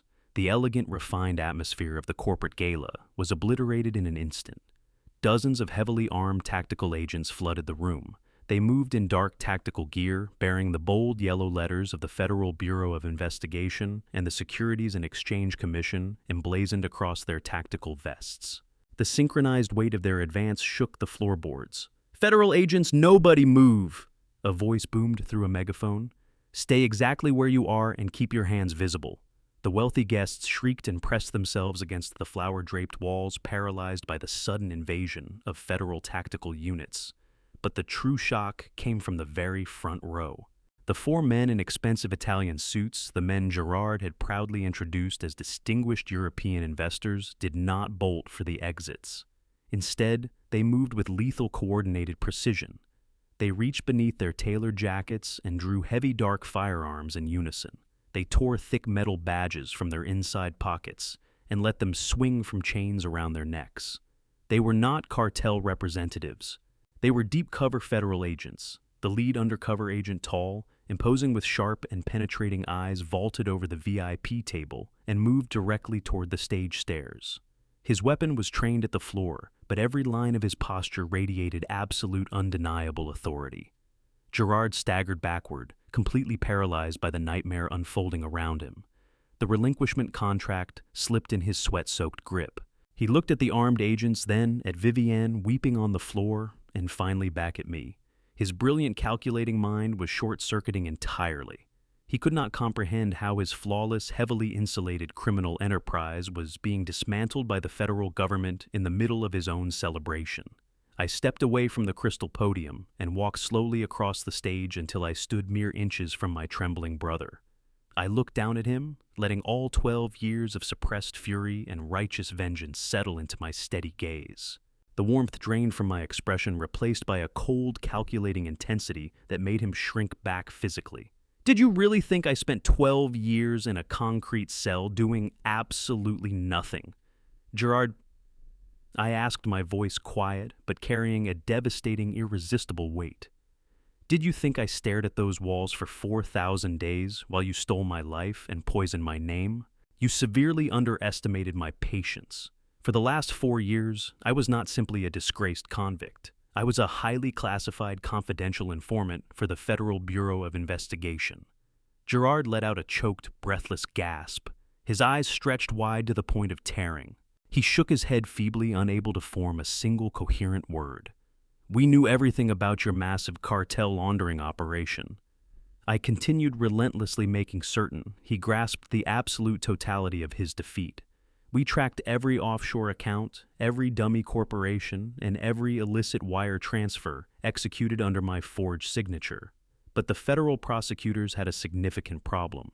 Because you were so incredibly meticulous about hiding behind my name, they could not legally prove beyond a shadow of a doubt that you were the sole architect of the criminal enterprise. They needed you to step out from behind my shadow. They needed you to willingly and publicly claim full undeniable ownership of the contaminated assets. We just needed you to formally assert sole ownership of those illicit holdings to cut through those complex corporate shielding laws. That thick stack of papers you were desperately clutching, I whispered, stepping back, is not your ticket to freedom. It was his signed, verified confession. The tall undercover agent climbed the short flight of stairs and walked with purpose onto the stage. He was Agent Bassett, the lead financial investigator, who had worked alongside me in the shadows through 4 grueling years. He holstered his weapon and stepped directly in front of my brother. Gerard was trembling so violently, his knees looked ready to give way entirely. Every trace of his arrogant bearing had collapsed, leaving behind nothing but a terrified, hollow shell of a man. Agent Bassett reached out and took the signed relinquishment contract firmly from Gerard's weak and shaking hands. He leafed through the crisp pages, eyes moving efficiently across the signatures I had provided just minutes before. He snapped the folio shut with a sharp, definitive crack that cut across the silence of the stage. He fixed Gerard with an expression of pure professional contempt. "Thank you for documenting your sole liability for the cartel debt," Agent Bassett said, coldly drawing a pair of heavy steel handcuffs from his tactical belt. "You have just made our most difficult job remarkably easy to finish tonight. It is truly over for you. The entire criminal syndicate you spent 12 years constructing is going to be dismantled piece by careful piece, and you will be living out the rest of your miserable life inside a federal prison cell."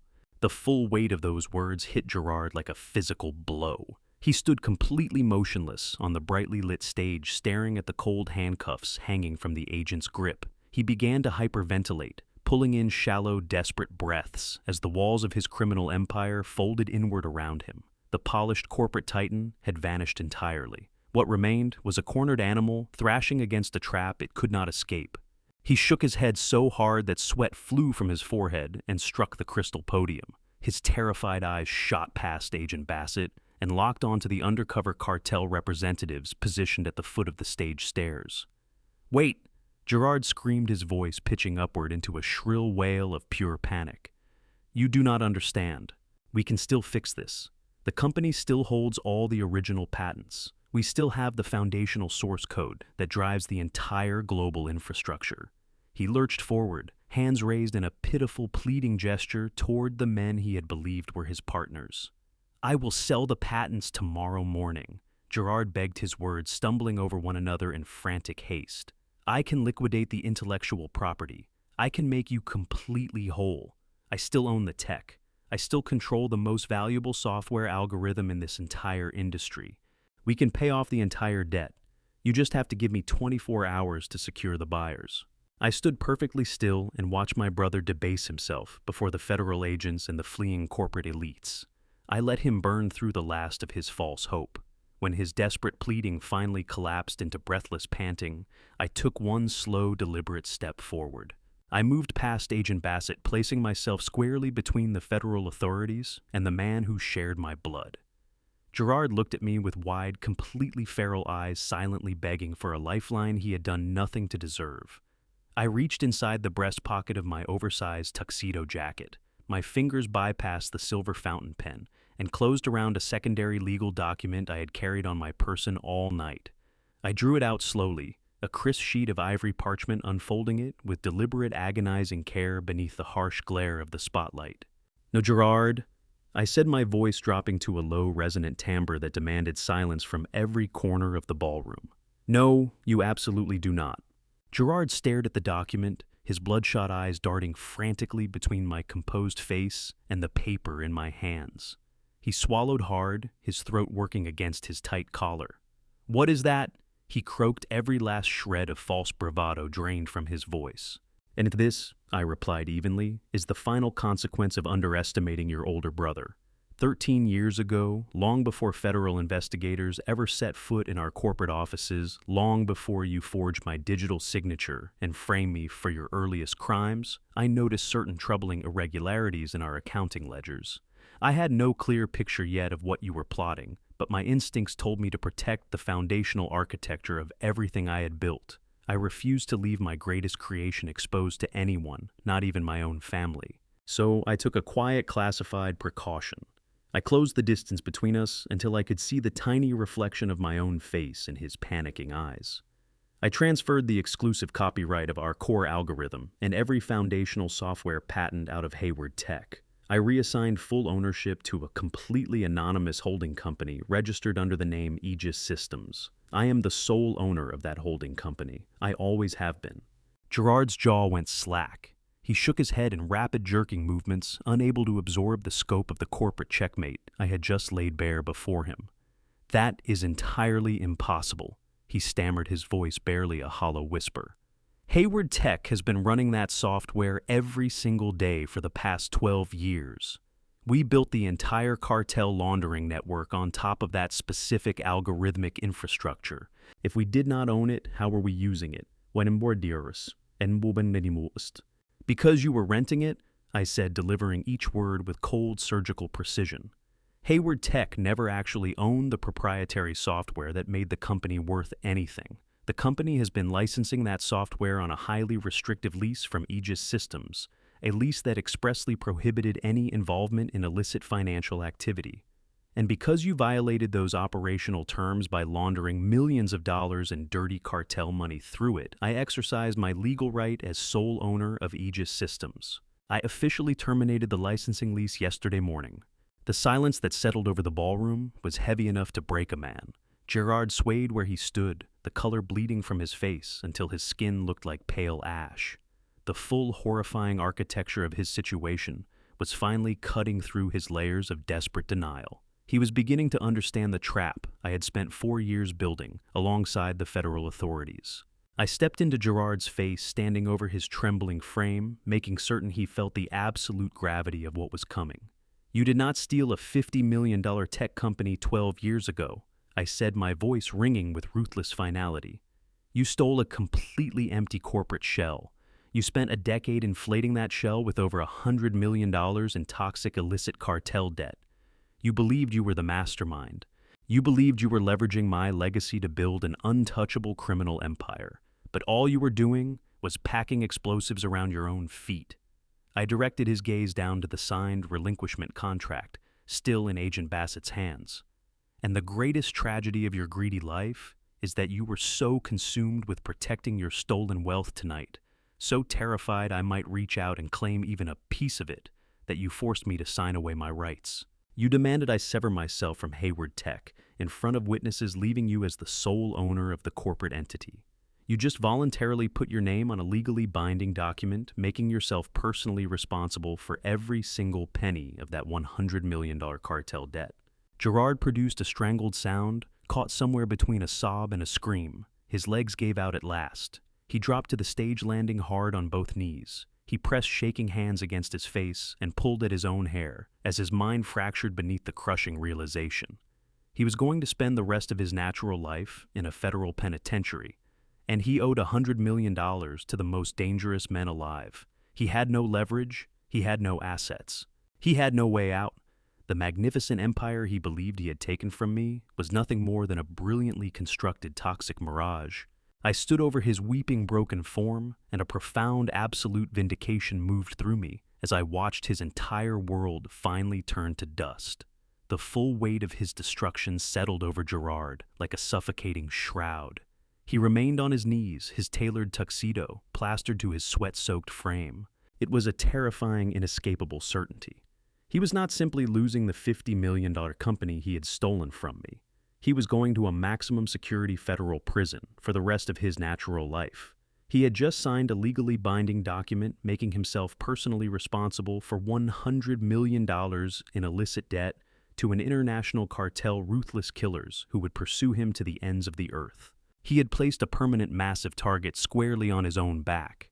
I watched his chest heave as he fought to draw air into his panicking lungs. His calculating mind had short-circuited completely. His bloodshot eyes found mine. I stood of him perfectly calm, my posture straight and unyielding. I did not offer him a single ounce of pity. I simply watched him drown in the same ocean of despair he had so ruthlessly thrown me into years before. The suffocating panic inside Gerard suddenly shifted into something else entirely. The fear hardened in his eyes, curdling into a blind, feral rage.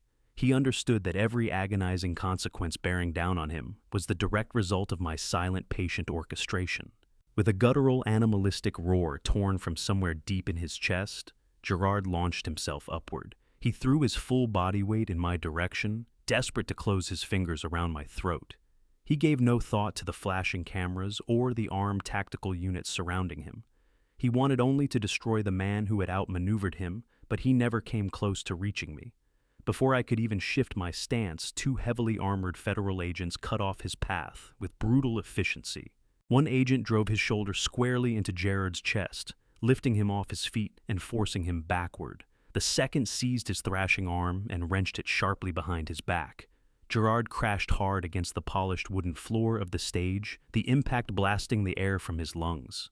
The agents did not pause for a moment. They pressed their weight into his back, pinning him firmly to the ground. Gerard bucked and writhed, screaming incoherent curses and hollow threats, his face twisted into a mask of pure madness. Steel handcuffs ratcheted tight around his wrists with a cold, metallic snap. He was completely immobilized, face pressed humiliatingly against the floor, panting and spitting as the reality of his confinement locked into place. As the agents hauled my screaming brother toward the exit, a sudden movement pulled my attention. Vivienne had been cowering near the edge of the stage, her expensive silk gown tangled around her trembling legs. The poised, elegant socialite, who had coldly dissolved poison into my tea just 24 hours before, was gone entirely. In her place crouched a terrified, sniveling coward.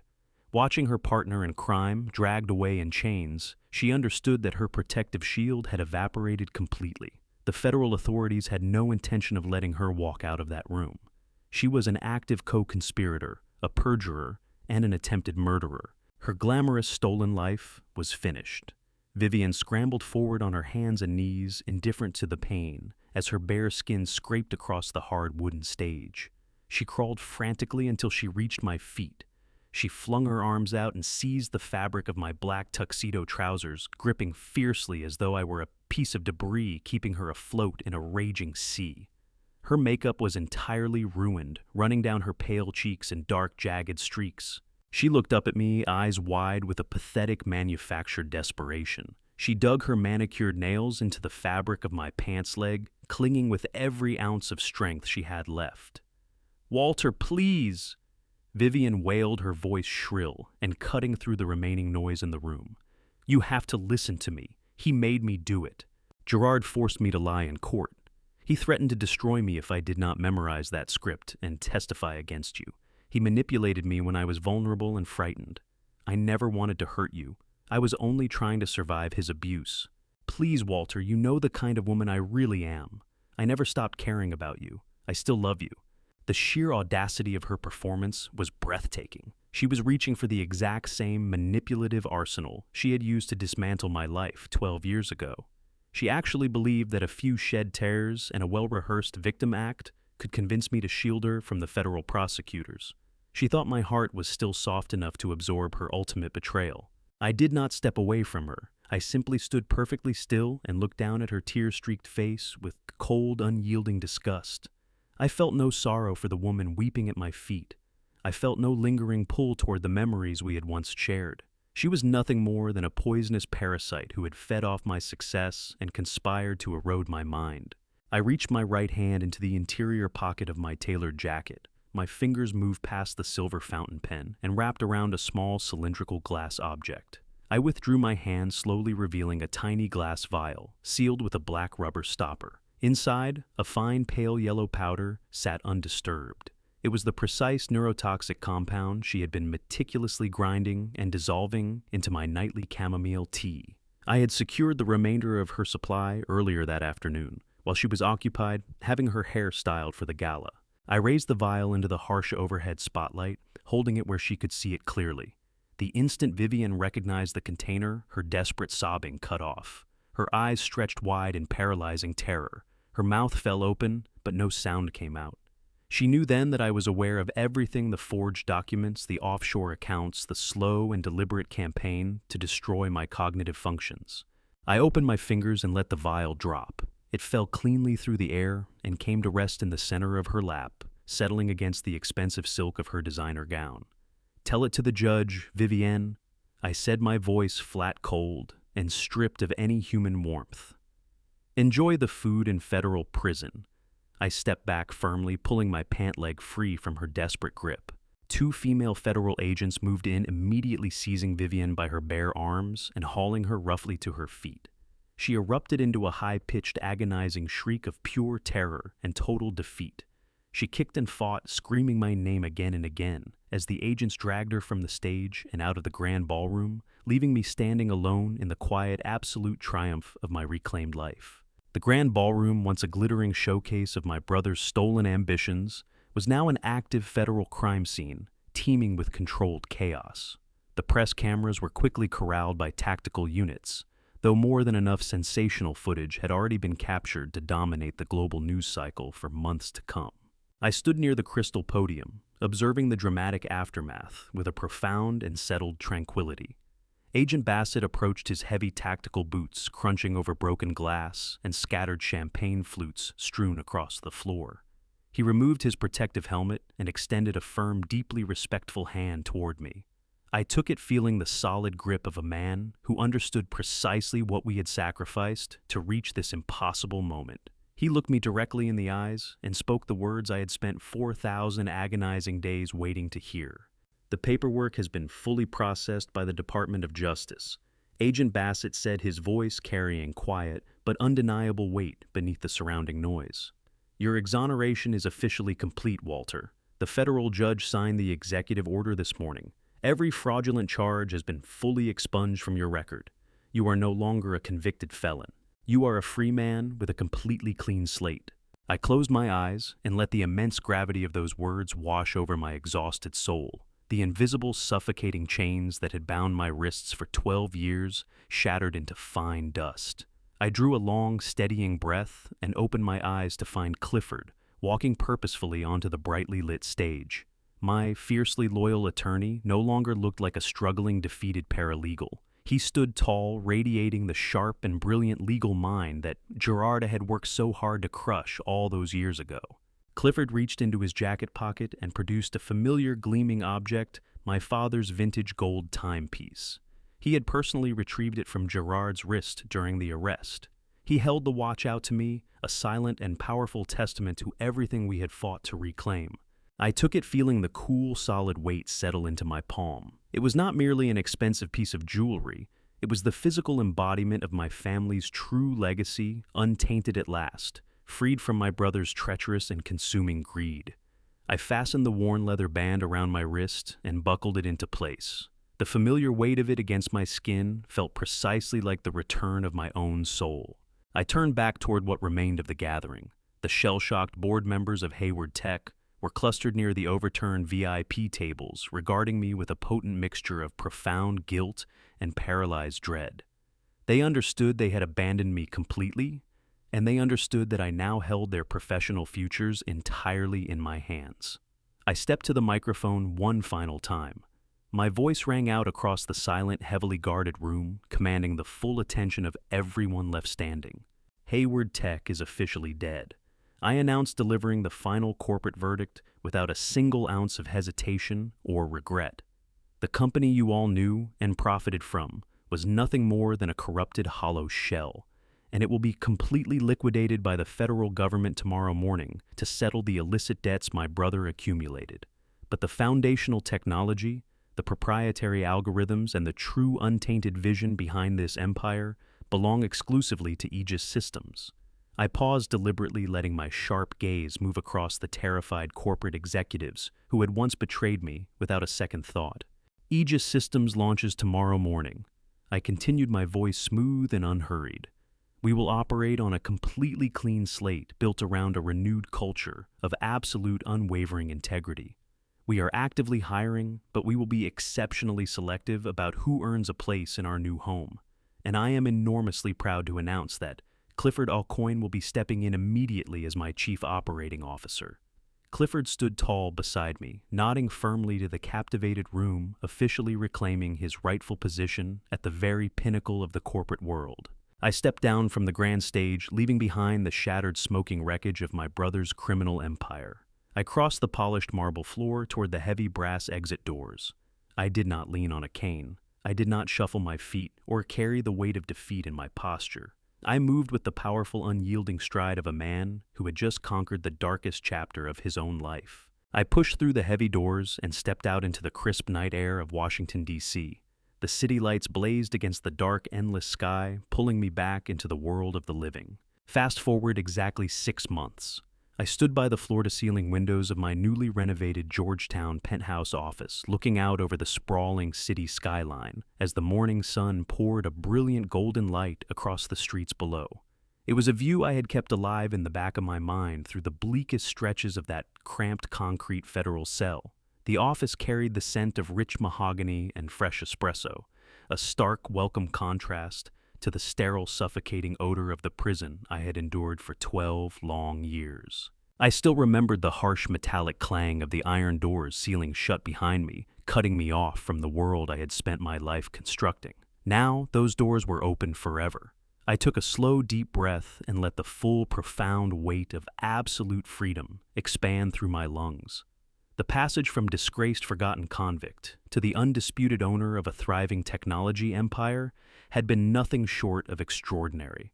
But it had nothing to do with luck. It was the direct product of unwavering patience, meticulous strategy, and the relentless, consuming pursuit of ultimate justice.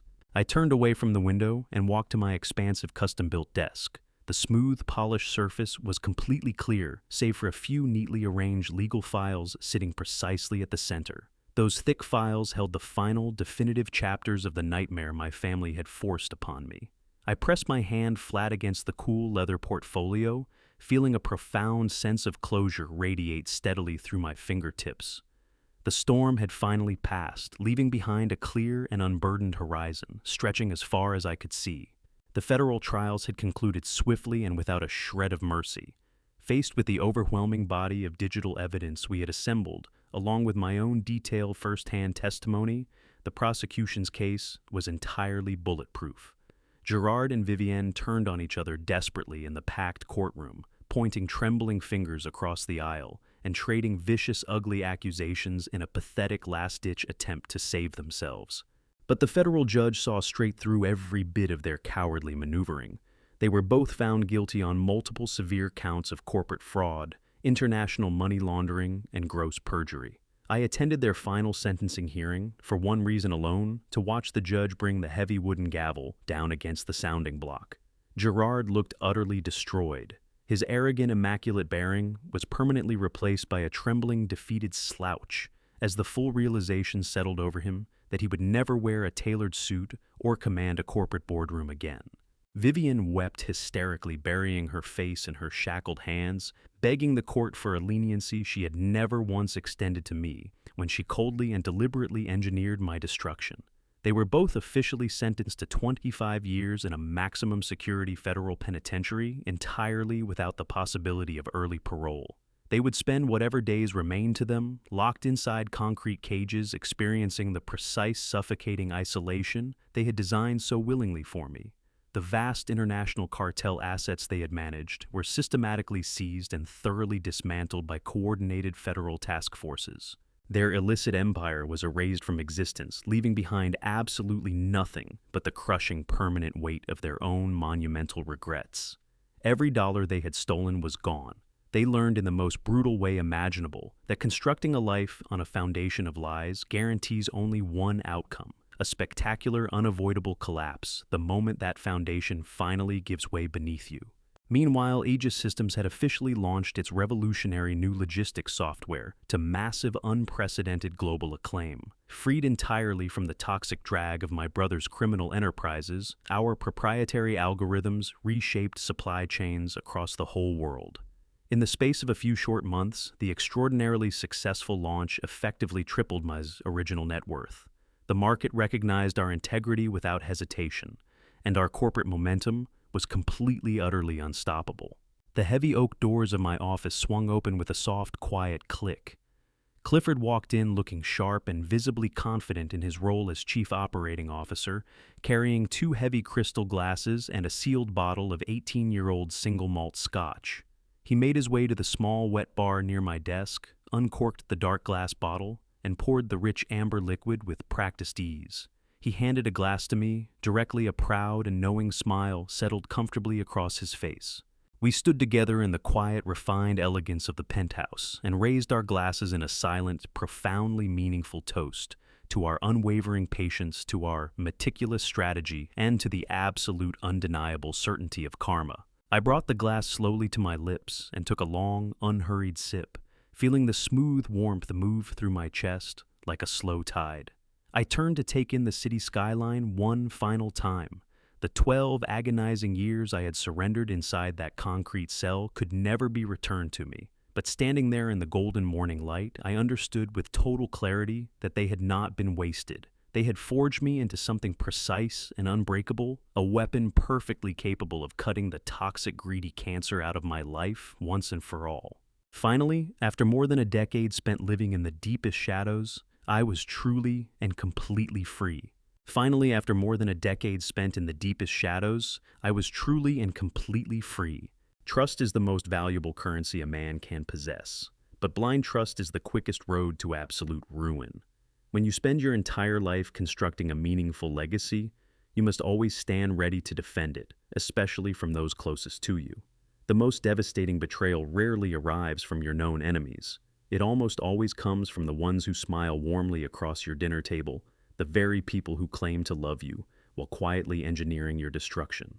Time is the ultimate judge and the ultimate truth teller. It may take a single day, or it may take 12 agonizing years, but the truth will inevitably claw its way to the surface and shatter even the darkest of lies.